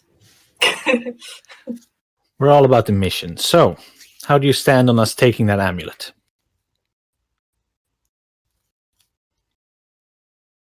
I would prefer not to, but if you must, then so be it. All right. On the condition that I will take the amulet out of the sarcophagus, so that Masgran will not be disturbed. Of course. I can live with that. Better not pull any tricks, though. How does that fit into our mission with distracting between the two factions? Well, the thing is, we want the amulet, but we also want them to blame each other. So I'm guessing you could will also have to or leave, so that there will be no witnesses to attest a different story. Can you do either of those? What was the first one again? I missed it for just either lie to the factions or leave.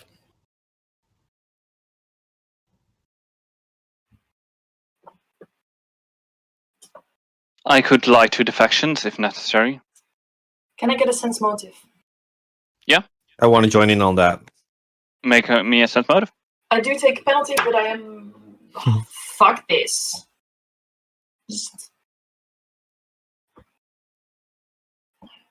That's a 6. That's a 24. All right.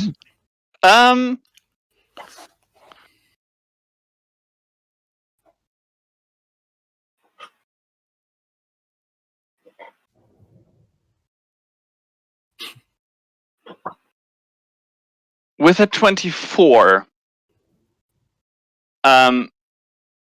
from his general demeanor, Mhm.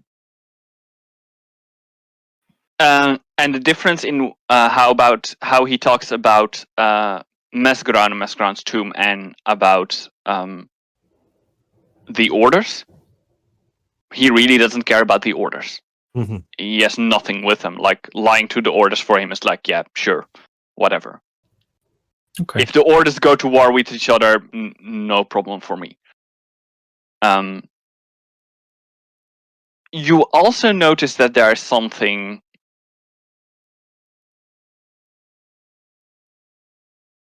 strange about him. As in something he has... The way he stands, the way he acts is in a sense more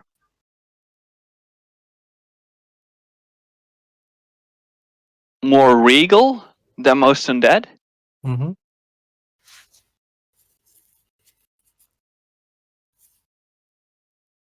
There's something about him that is more than, just a mummy.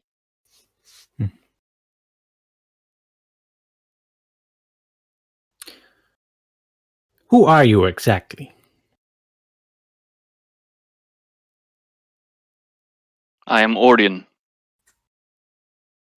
one of the followers of Mesgran, when he was alive. Can I get maybe a history check on this guy? Yeah, go ahead. History. This is free inspiration. God, I'm rolling so bad. So bad right now. Maybe you should have Nix roll your dice for you. Yes. That is a 14.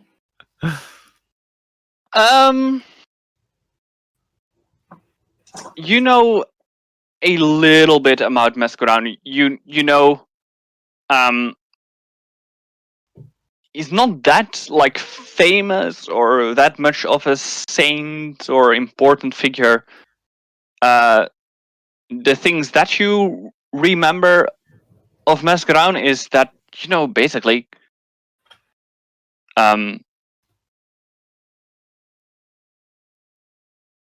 he was kind of a monk-like figure, monk or pilgrim.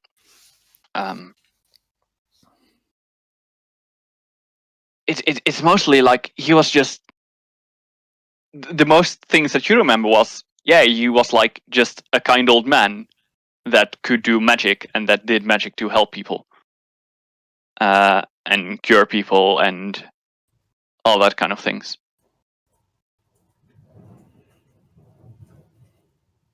You know that he had a few followers. You don't know how Ordian fits in there. If anyone else wants to make a history check, you may as well. I don't have history, but... All right. Nix would definitely not know anything about it. Fair enough. Fair enough. Well, Hearing these days for the first time. Okay.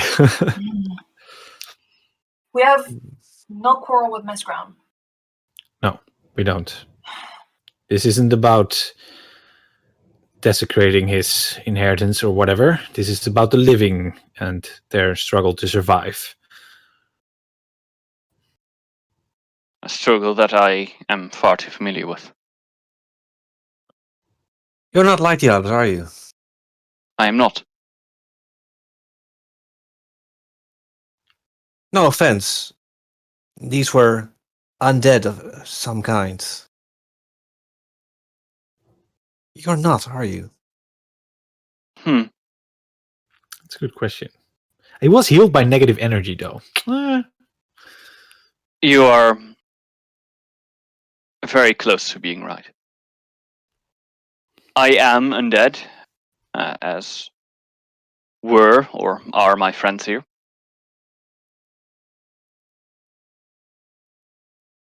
However, I am not a human or humanoid like you are. I am an Archon. A Hound Archon, to be specific.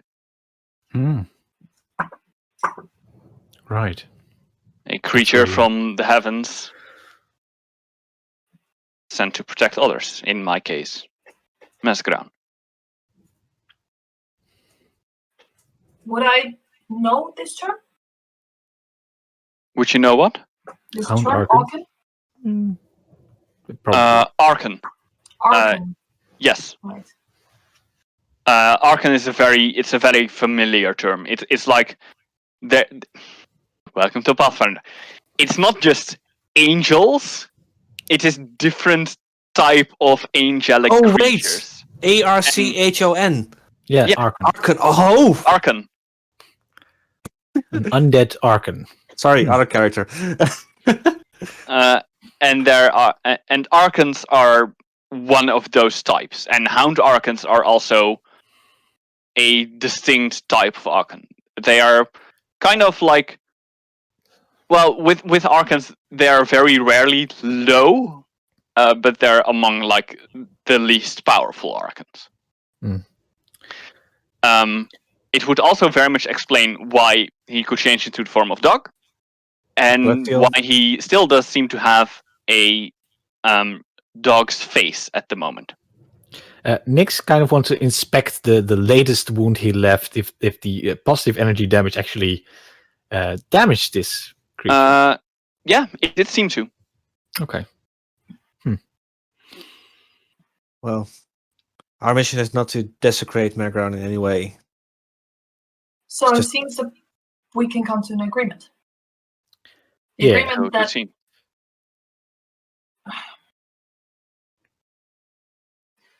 if This- the factions would come here,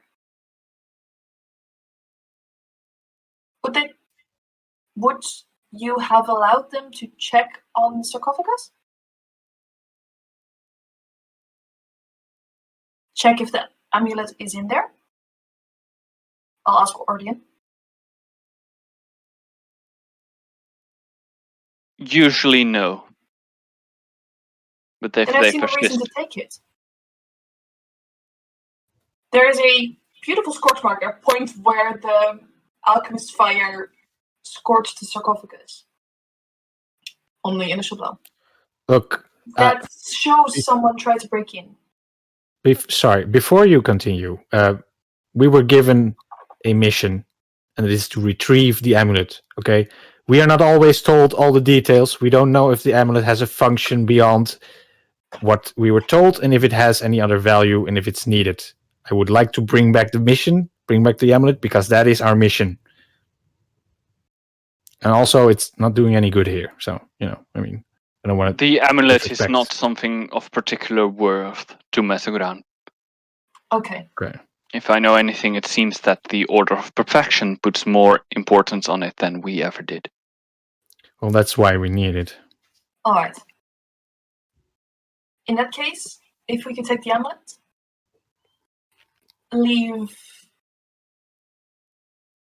we should probably clean up some of the alchemical residue that I created. Probably. If You will have time for that. Yeah, if you could say that, I believe that we were trying to stage the Order of the Undead coming to the steal dead. the amulet. Yes. That was the idea. That's why we didn't use Give any me holy just water. a moment. First things first. He will walk towards the sarcophagus, and he will lift up the large, heavy stone lid and put it on the side. And he bows over into it, and you hear him say, Sneak attack! No, just kidding. you hear him say,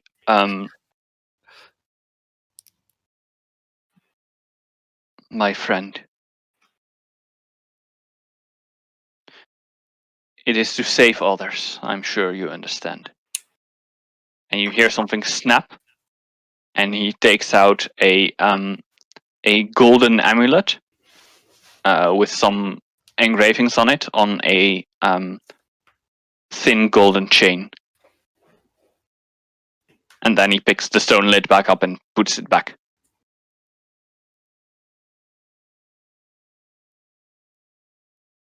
And he will return to you with the amulet and hold it out. And Orgomir will take it. Then he will walk to the body of Velnis, the knight, picks it up and swoops it over his shoulder.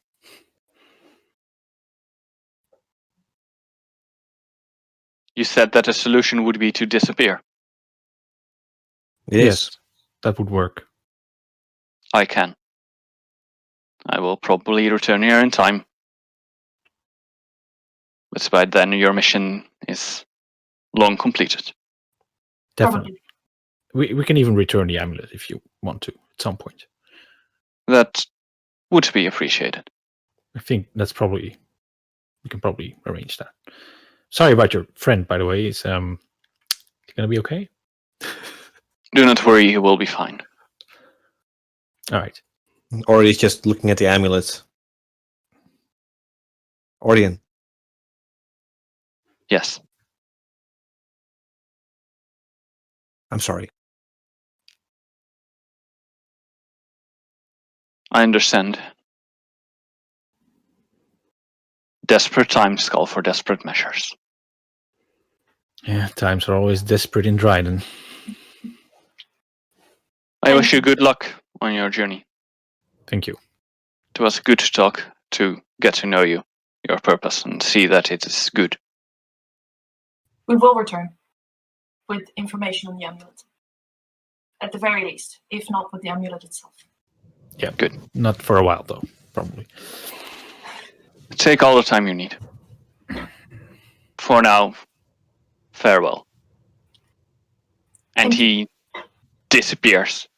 And there's this kind of a cloud of sand and dust kind of springs up as it seems that the air around him suddenly finds a place to fill in. Huh? And there's a sound of, but that is all. That's all you see when he teleports away. Sounds like time for a break. Yeah, absolutely. I need it. We're Damn. very much due a break.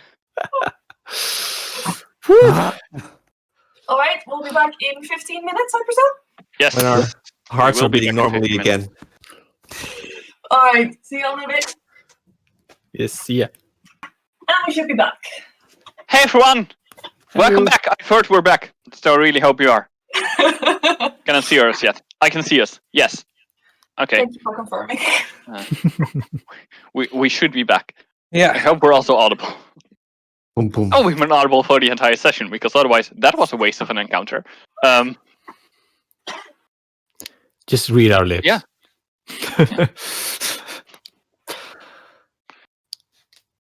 Anyway, Robert, shut up. You are currently still located inside of a crypt, where there is some alchemical stuff on the floor, but other than that, there's very little evidence that anyone has been here, except for, lots of things are missing. I'll start mixing up some counter agents. Actually,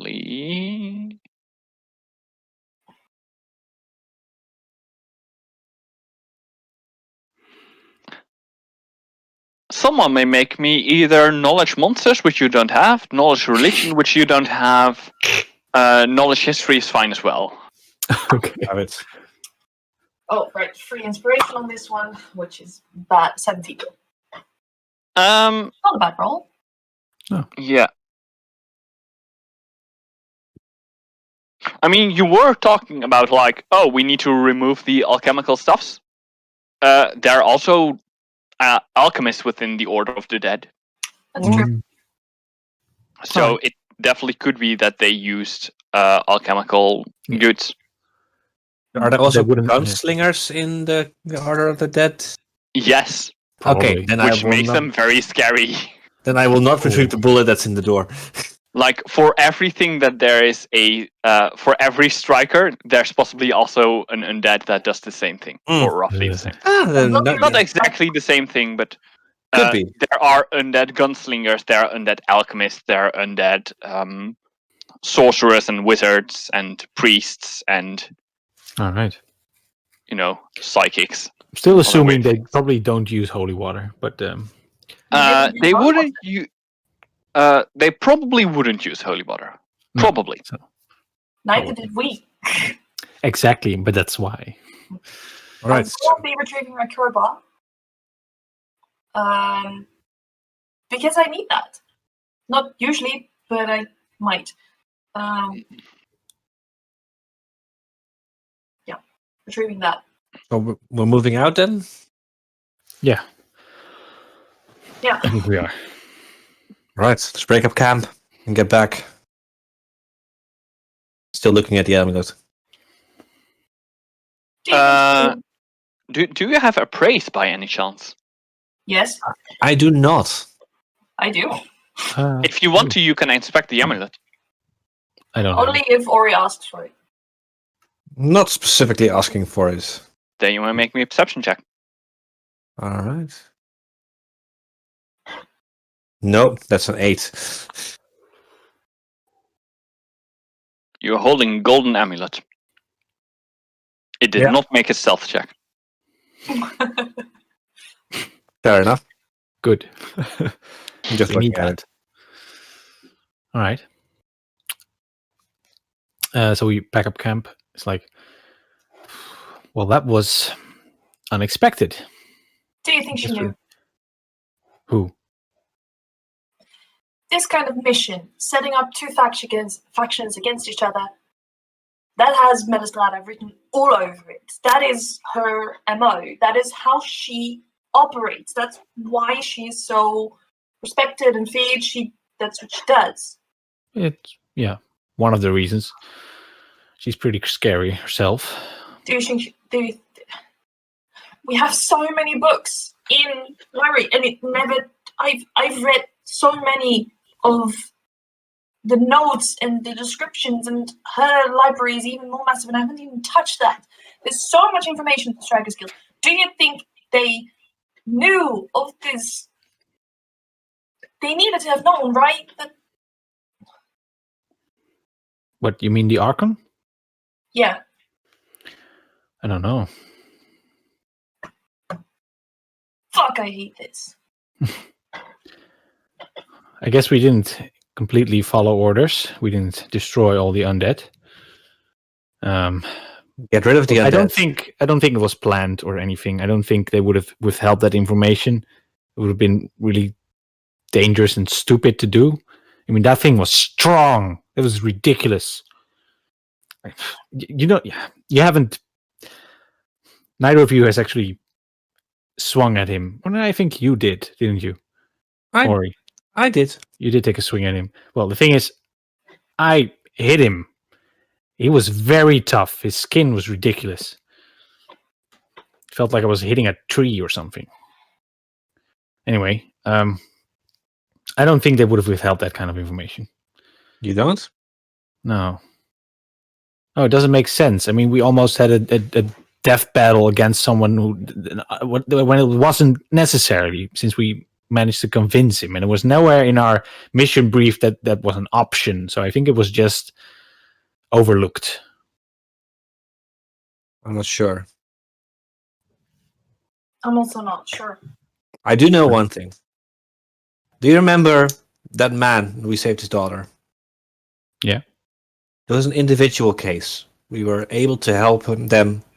We didn't even think about it. We didn't even doubt. Sure. Melistrada is someone who is juggling a lot of balls, keeping an eye on a lot of monsters, a lot of factions. If, for any reason, she would have believed that killing that man and his daughter would have helped, she would have done so. No Sure. doubt in her mind.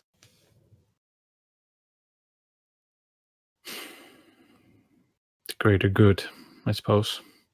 She just doesn't have the luxury to assess individual cases.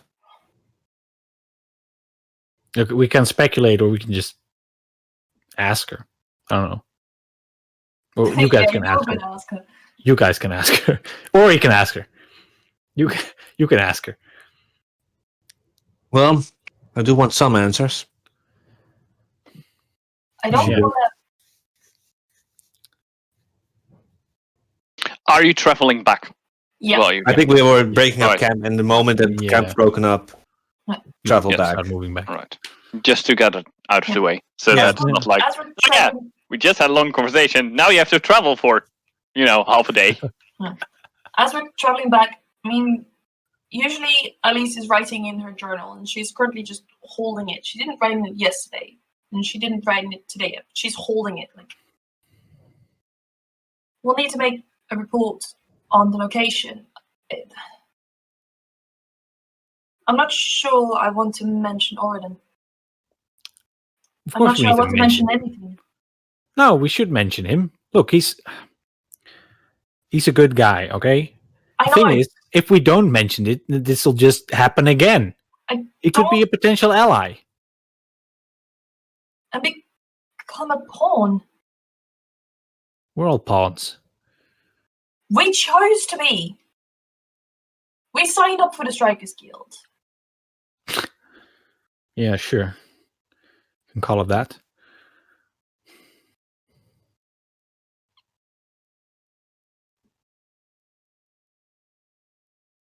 What I don't know if we can,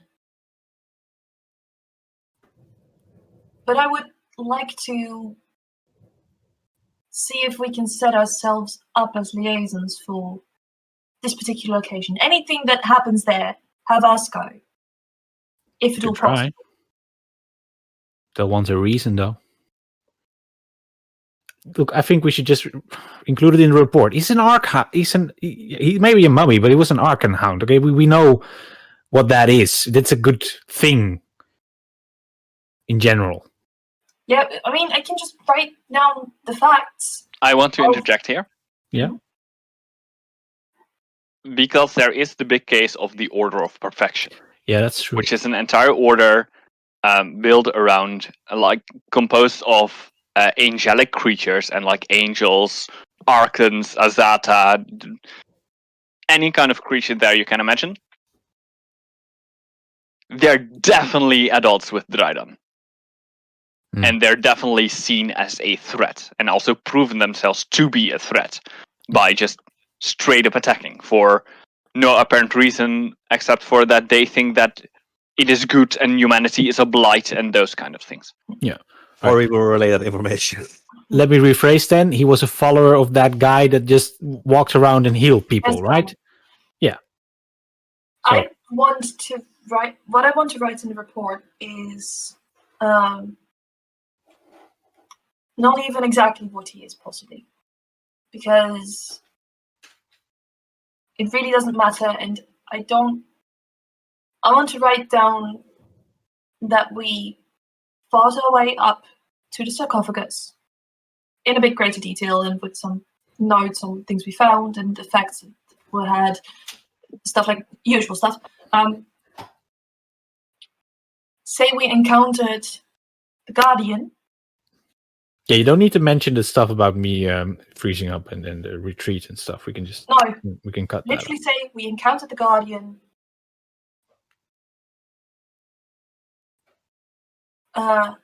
And struck a deal. No specifics whatsoever. They're going to want Struck a some deal to specifics acquire the amulet and cooperation. as a distraction. Right. Just add that they left, and if anyone would come in, they would only find. You can give a Corpses. bit more detail that they were followers of Midra and then the guy, and then we convinced them that it's for the a good thing that we're trying to do, that they cooperated willingly. So, Fine, I can do that. Sorry I snapped, by the way, before Ori. It was frustrating. What was? The door thing. Right. Oh, right. I Just- get antsy. This is coming weird, starting from me, but don't talk down to me. Yeah, I know. It's a good one. I know that I should. I do it sometimes. It happens. And I try to mind it. It's like swearing. It just happens when enough words start bubbling out. And then That's fucking true. Oh, sorry. I'm rubbing off on you. Sure. You arrive at Dreidan Swearing. because this conversation has lasted long enough. I'll be You try. teaching. Basically, by the time we get there, I'll be teaching Nyx like swear words in 6 different languages. But none of them celestial. Nope. No. walking past the guard, just looking at him. Just don't ask. I mean, the guard will actually answer with, "You're strikers. I never ask." Good man. Or woman. I assumed it was a man, but It's a man. It seems to be a man, okay. and he Good doesn't man. react strange when you call him a man. So presumably, Assumably. you go to the Strikers Guild. Yes. On the road, I will have made up pretty much a report in my journal. How's the festival coming along?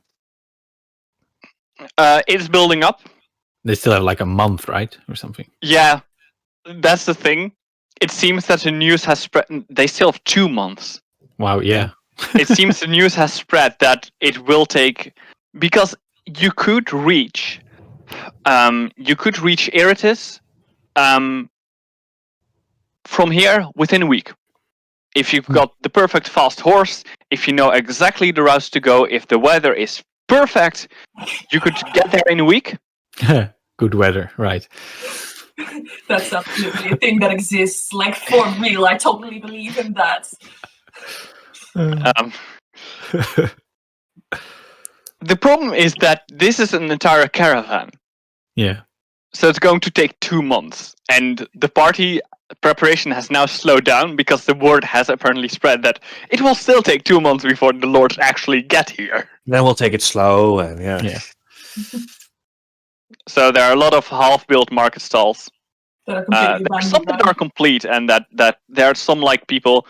They have turned it in kind of also a makeshift market. Ooh. Some people have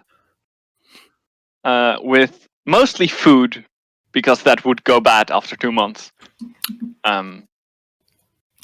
Nyx will kind of leer at a fish stall in passing, like, I don't know. I'll just wait. And as you arrive at the Strikers Guild,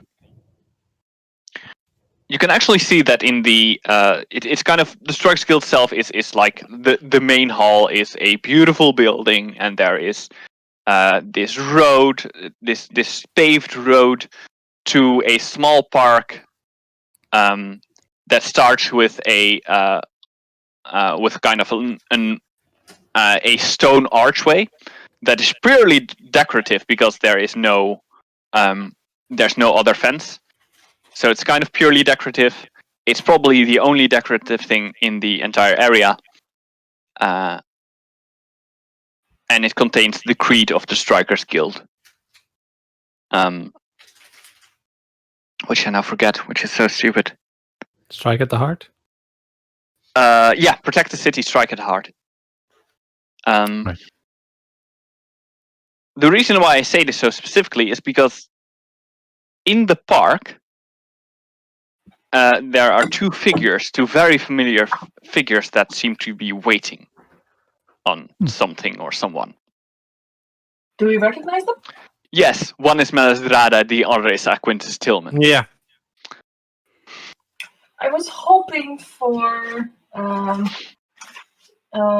know that the professor Alan. I was hoping for Alan. Oh, You know, You can still ask later. That would have been more fun. Actually, no, Melisrada is awesome, but she's also scary, and right now, so stressed still. Yeah, and Ori is maybe kind of pissed, so not People really. are a little Kinda. pissed. We have got our asses handed to us by. No, that's not really why he's angry. I mean, he can take a beating. Yeah, and then found out that it was completely unnecessary. That is mostly what Elise is pissed about. Nix is relatively pleased just because kind of he feels like he redeemed himself from the day before. Mhm. Kind of got the mummy guy to back off. That's how that's how Nix at least. Are you like in your mind the mummy guy that was walking away and walking to his friend to teleport him away at that moment? Have you like changed in your mind that the mummy guy was fleeing from you? He was kind of like backing up in my mind. Yeah, like, exactly. okay, no, sorry, fine. sorry, Mr. Nix. That's more like Sorry, Nick Mr. Nix. remembers it now. Yeah. Of course. All right. Yeah. I will walk towards them. Follow. All right. Yes. Yes, Nix will go stiff kind of again, but definitely come along. No, this time Ori is taking lead. Last time was a joke, like, oh, you can go there, and Ori is now full on. No, that's fine. That's fine. Yeah. By the way, they seem to look at you at the moment. It would seem they are waiting for you. Okay. Mander, Grandmaster. Welcome back. I hope you were successful. All right. Hold up the medallion. May I? Lower it on her hand, so like the medallion first and then the chain. I guess there's a chain around it. Yeah, there is a chain around. Yeah, so first the medallion, then lowering the chain slowly. While looking her in the eye. Good. Impressive. She very softly says in that you can just hear it. She kind of seems to say to the medallion, she says, I'm sorry, my friend. I'm sure you would understand. Do you have a particular use for it? At the moment, no. The medallion, although often thought of as a real relic and maybe even an artifact, is entirely non-magical. It would fetch a nice price, but that would require selling it, and, well, I do not plan to do that. In that case, would you mind us returning it after the appropriate period of time has passed?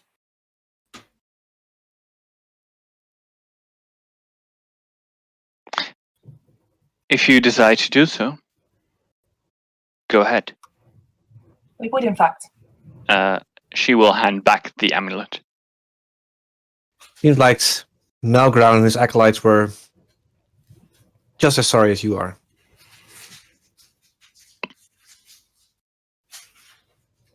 Yes. Well.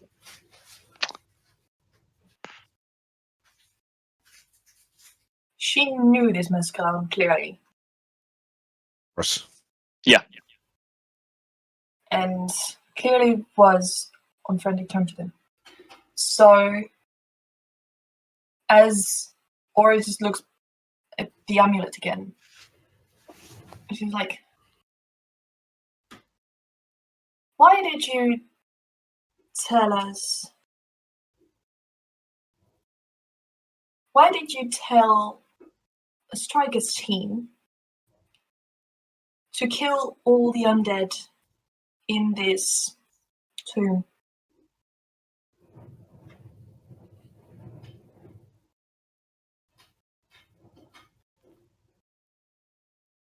Because I considered it necessary.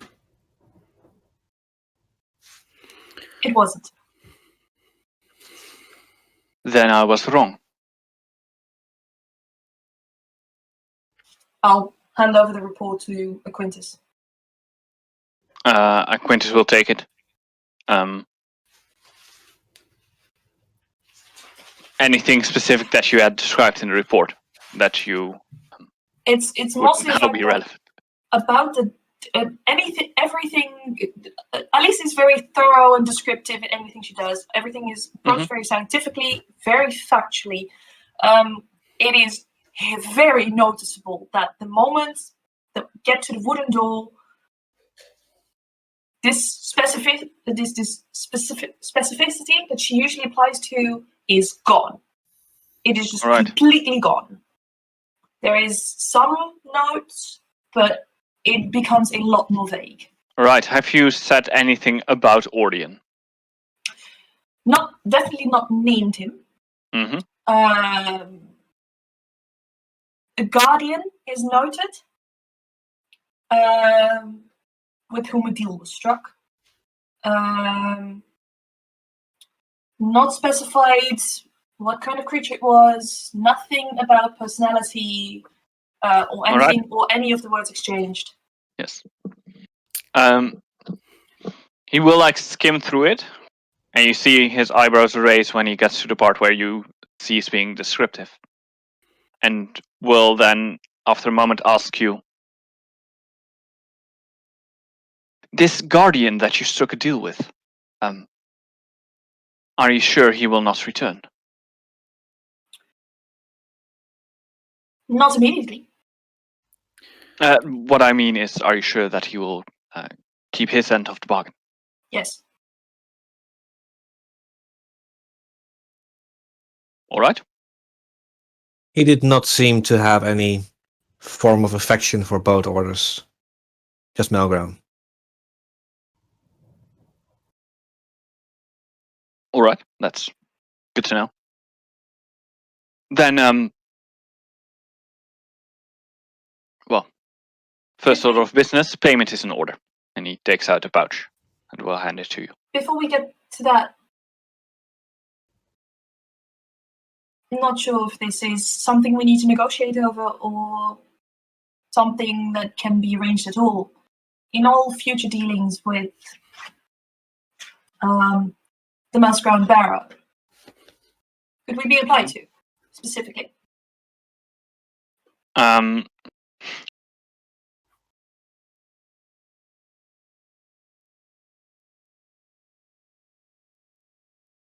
We don't want any other things. This was me.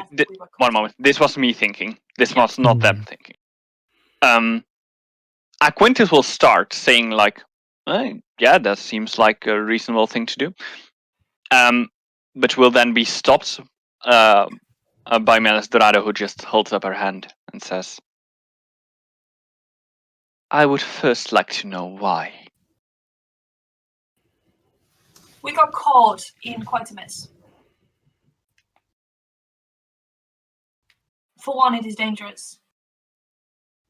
But it doesn't have to be. People who are less understanding will get hurt for no reason and will hurt for no reason. I think the three of us want to prevent that. Look, we know what we're walking into. Or he will also hold his hand up like military shit. Would you trust me if I said that this is for the best interests in all parties involved?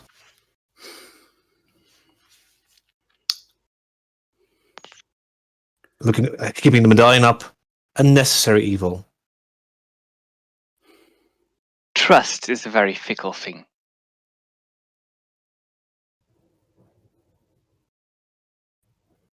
Just keeping eye contact. But if you seem to be so insistent, of course. Even though I expect no further dealings with the Masqueran Barrow, any other dealings that come with it will be directed to you immediately, with the exception of those that involve me directly. That seems agreeable.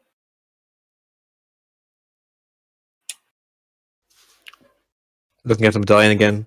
Funny. Necessary evil. It almost sounds like a paradox, doesn't it?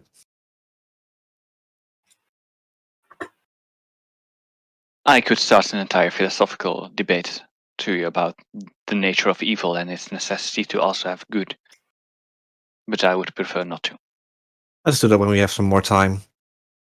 If. Oh, when? Let's stay optimistic and put the medallion away.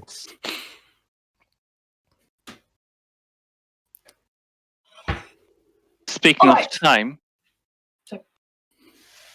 I also think that Gian Albus would like to have a word with you. Do we know No their name? worries. That's the Yes, general? Gian Albus General. is the general. It Right. is the Sorry. Field Marshal and Troop Commander? yes. It is also the one who's going to lead the caravan you're going to go on. Yes. I feel like Ori would have had dealings with him in the past. At some point. Yeah, definitely.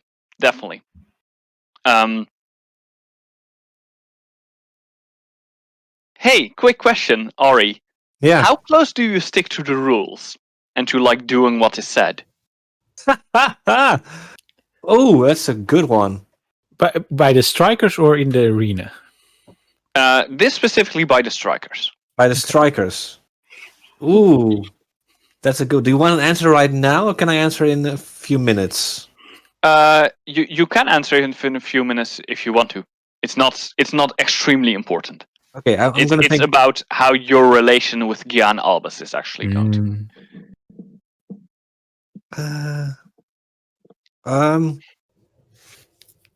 I think Ori is kind of a loose cannon, but will follow orders when ordered. All right, yeah. So if you don't say anything to him, he will just follow his own gut. And especially if the general would say do this, then Ori will do that. All right. And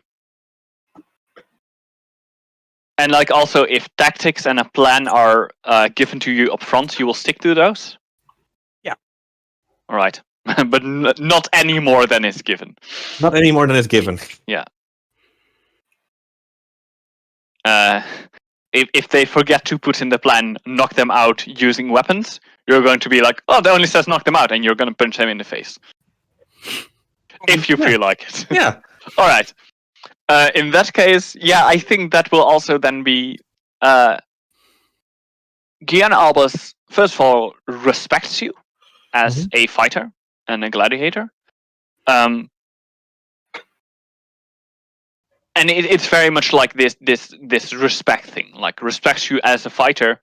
It's not like a fan or doesn't see you as a celebrity, but sees you as like, hey, I recognize you and you are a good fighter. Yeah. And also kind of very much appreciates that you stick to his plans and to the rules that are set. And I think also has learned very quickly that he needs to be very specific with you. Yes. Which is something that sometimes he kind of is like, I assumed this was implied, but apparently not. But that's okay. Like, all right, that is, it's kind of like he mostly also draws that to himself. Like, all right, I have to remember, be more specific with Argylmir. You have to go by unnoticed. Fine, and I go by unnoticed, and then I appear. I have gone by unnoticed. That's what you said. Yeah, exactly. Slash source. So, are you taking gold, by the way? Yes. After All right, the other deal is struck, then yes. Yeah, it's 2,000 gold pieces. Right. Okay. That means 500 each and 500 Yes. gold. Yeah. Notice. I will note that down. If you have time for it as well before you leave. I think the Codex may be willing to help you out. We'll need some time to recuperate. I understand. Take whatever rest you need. You can talk with Gian Albus about when you are planning to leave. As long as it is within a few days, it should be fine. Definitely. Good. Yeah. Good. and Orgrimmar will start walking away. Yep, at least Okay. follows. All right. As soon as we're more or less out of earshot. Oh. Yes. That's you. Bless you. As soon as we're That was more or less not in out of character.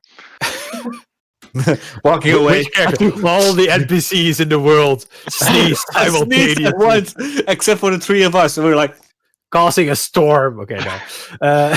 Anyway, as soon as we're out of earshot, Nix will be like, I just want to say, I did not like that. What? I don't think it's necessary to withhold information from Melistrada like that. She's our leader. If we give her all the information, she is better able to make decisions, which is what she has to do. What I did was not withhold information from her. What I did was withhold information from the entirety of the guild. Reports are public. Yeah, okay, but what is it? How much does it matter? Oh, They're technically public. yeah. nobody It's reads very them. hard for just a random person within the guild to get to the reports. One person they're reads them. definitely Two persons read them. Yeah, Three okay. persons, maybe. I'm guessing some of them are also very much classified. Since- because there could be Report as an spies Alice for the version. I orders. think the right answer to that would be you don't know. Yeah, fair Yeah, enough. he wouldn't know, Fair or he enough. would not care. Like I said, in general, reports, so far all the reports that you have given or you have seen given are public. All right, fine. I can understand keeping it out of the report, but we could have just told her the whole story in Nix. person. Nix. She knows the whole story. She doesn't was- know exactly which people left. And even if she does know, I mean, it's still... It just doesn't feel right not telling her. I get Keep- that. I don't like it. She's a woman of secrets. Yeah, and it just makes it feel like we're conspiring or something. It's ridiculous. You're gonna have to get used to feeling of conspiring, though. That's what we're gonna be doing pretty much all our journey to back from Iritis. Yeah, but not against Melistrada, not against the one whose orders we're following. Okay, I guess we're lying to the rest of the strikers, though. I don't have a problem with that. That's just following our orders again. So why such a hassle for lying to someone else?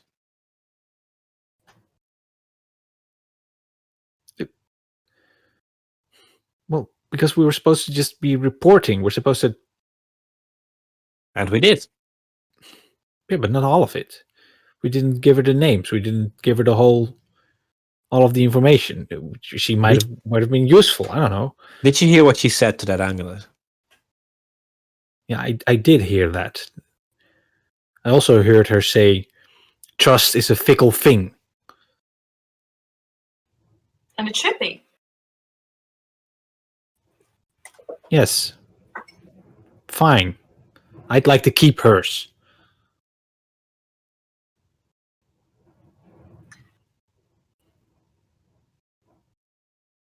I agree on that. I also think that it's important that we both scrutinize her actions, our actions, everyone's actions.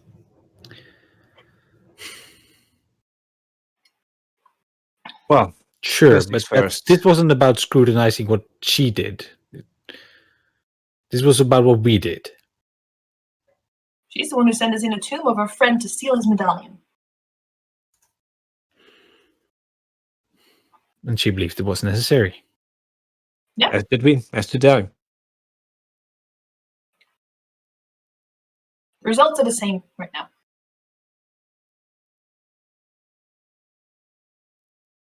Speaking of results, we need to get you into some more strikers attire. We also need to go shopping for ingredients because I am running low on materials. And speaking with Gian Albas. Yeah. Do we want to go shopping first or... I would really prefer to go shopping first. I guess we might as well get I it would over with. I would prefer shopping first. I do know that we do not want to keep the general waiting. I know. Hey, You're so stickler for the rules. if you want, you can take Nick Always shopping. mad at me. If you want, you can take Nick shopping, and I'll speak with the general. No, we should go together. I know that. He's just always mad at me. That makes sense. Let's shop afterwards. Just go see the general, and then we'll look for clothing, I guess. All right. You go to and the we should general's also- office. Yes. At this point, Alice also realizes that she is actually still seriously injured and looks over at her friends like, "Are you guys okay, by the way?" Yeah, I'm fine. He didn't even attack me. Nope. All right, get out the final kind of self and just applying it like while we're going. A mess. All right. Still. A shame though. I would have loved a good scar. Tracks the ladies. Look, would have. Look at Nick's, giving him a wink. It does not. It makes you seem like an idiot who cannot take care of their own wounds. That's what it makes you seem like. Nix creates a scar on his face. Just You shapeshift enter the general and office. removes it again. Yeah. You enter the general's office and first notice the few scars he has on his face that are quite prominent. Nix will lead over to Elise. Is like, so are you attracted? No, He's I'm got a not. lot of scars. No, I'm not. No, shut up. No, I'm not. The general. This out. It's his The theory, general not mine. is very much has the look of like the veteran. Mhm. The warrior is currently is not wearing armor because he's inside and at his job, but he is wearing clothing that looks still looks quite protective and kind of looks like something that's that many people would wear underneath plate armor.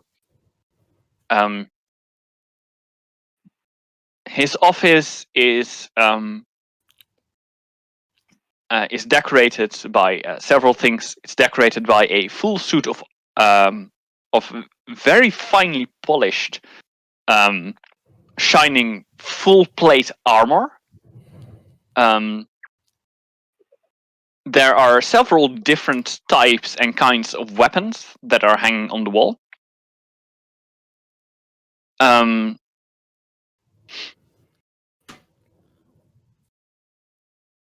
Other than that,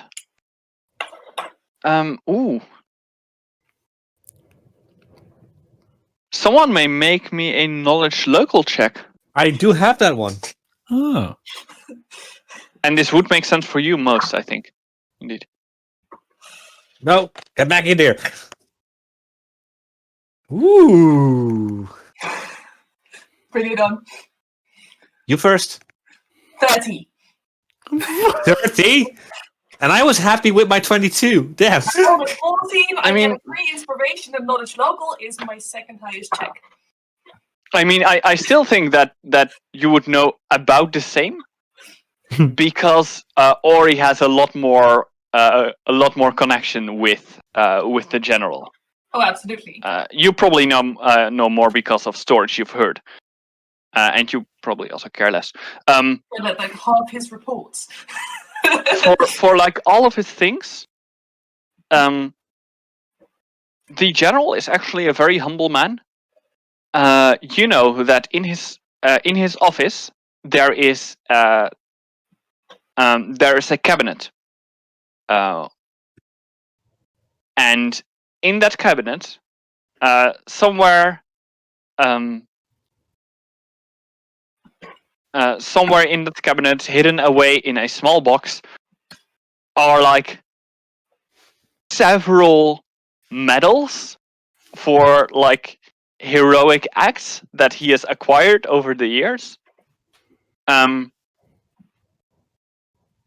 He keeps them because he thinks it's like important to keep, and you should not throw that away because someone else awarded it to you. But he kind of tries to hide it as much as possible. Yeah, okay. Bottom drawer. Yeah, like bottom drawer in a box that has been locked On the far left backs. Yeah. and like has acquired quite a layer of dust. It's the only thing in the entire office that has actually acquired dust. And there is on one wall there is a large map of Dreidan and its surroundings. And he stands leaning over his desk over another map of Dreidan and its surroundings when you enter. And he looks up and he stands absolutely straight. We'll copy it. Nope. Team number 29. Present. Welcome. General. Welcome. Please, come on, take a seat. Walk in, take seats. I assume there is a seat for a giant. Otherwise, I would sit on the floor. There's like a comfortable enough chair. Okay. In case anyone was wondering, Nix is not tactically sized. He's regular size. Figured basically that would happen as soon as we got into visual range of Dreidan. For me, Nix, you're always Probably, tactically sized. probably earlier because sure. Probably earlier because it's just walking is a lot harder if you're so small. Wait Takes for me, more I've got tiny legs. Yeah, also take a seat. All right. You will be one of the teams that will escort the nobles from Iritis back to here in order to choose a new lord from amongst them. There will be 3 teams that will be accompanying me that route. You're one of them. The other teams are team number 15 and team number 38. 15 and 38? Yes. You would know that team number 15 and 38 are both teams with mostly nobles. Mm-hmm. Team number 38 is pretty new. And Nix, you would know a few of them from a couple of classes. Right. And team 15 is more known by Ori and probably, or maybe a little bit by Alice. That team contains more some older members. Contain any of my former party members. No. Good.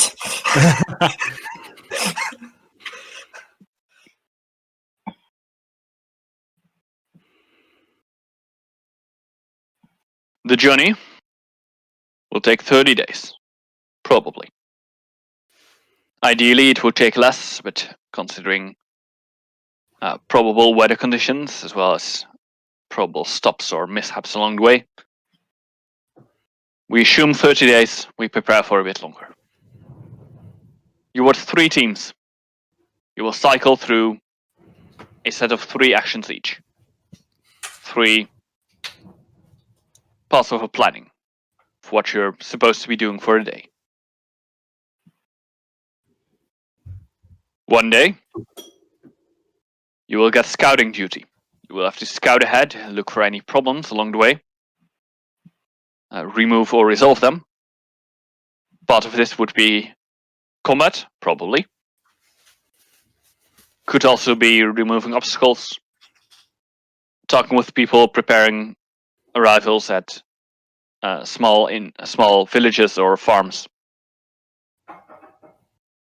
The second day, you will have the guard duty. You will guard the caravan, walk alongside it as it goes, make sure that it stays safe. The third day, you've got a day off.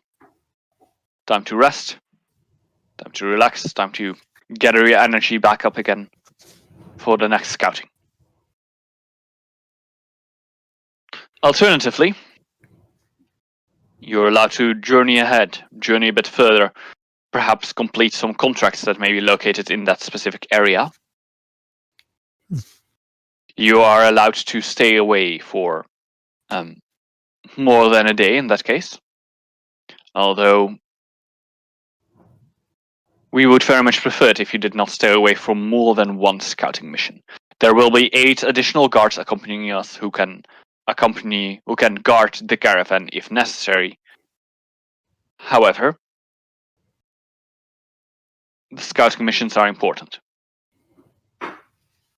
One of them we can miss without a problem. More than one will start to get worried.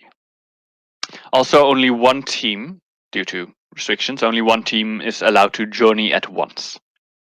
However, considering the knowledge I have of the other teams, and the little bit of knowledge that I have of you, more personally than as a team, I assume that you will be the only one who would want to journey out. That sounds like fun. At least does not look up from her journal. If deemed necessary, only. All right. It is a freedom that I give you. It does not only have to be necessary. It can also be interesting. We'll actually look at Ari. Perhaps fun. Or educational. The route we're going to take. We're going north. We're going into the Verdanian Highlands, which will include the Mistwald, the Cold Marsh, and a close pass of Castle Norgrim. After that, we will take the Solemn Pass through the Verdanian Mountains into Iritis. We will pick up the nobles from Lezaf. The highlands are, well, quite high up. The entire first day, we will presumably be traveling upwards into the plateaus above. Above there, it's cold. We presume there will be snow. Prepare accordingly.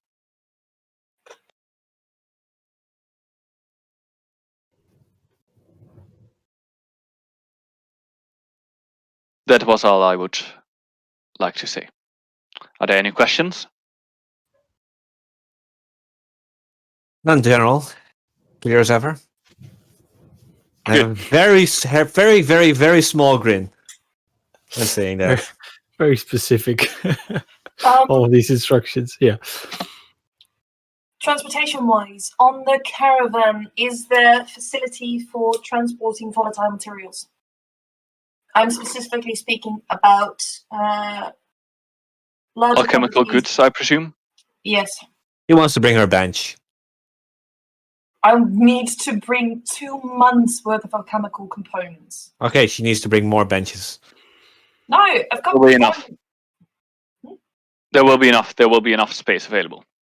We've got several carts prepared. We've got an entire. I forgot the word. Carriage? What? Yes, that one. We've got an entire carriage. Nope, we've got an entire wagon prepared for storage. Mm. All right. It is secured for alchemical goods as per normal procedures.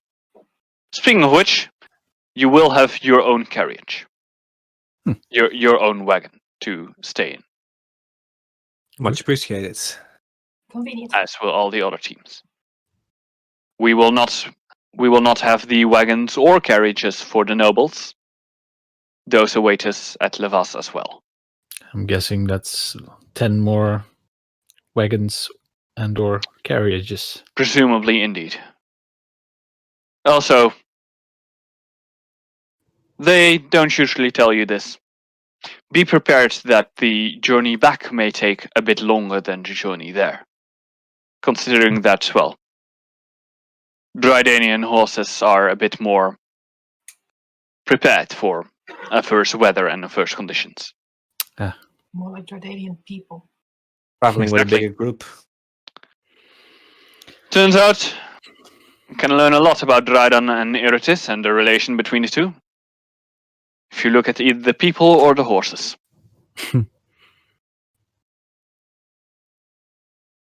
All right. Thank you very much. We'll prepare accordingly. Get Good. some winter outfits, some other things that we may need. Good.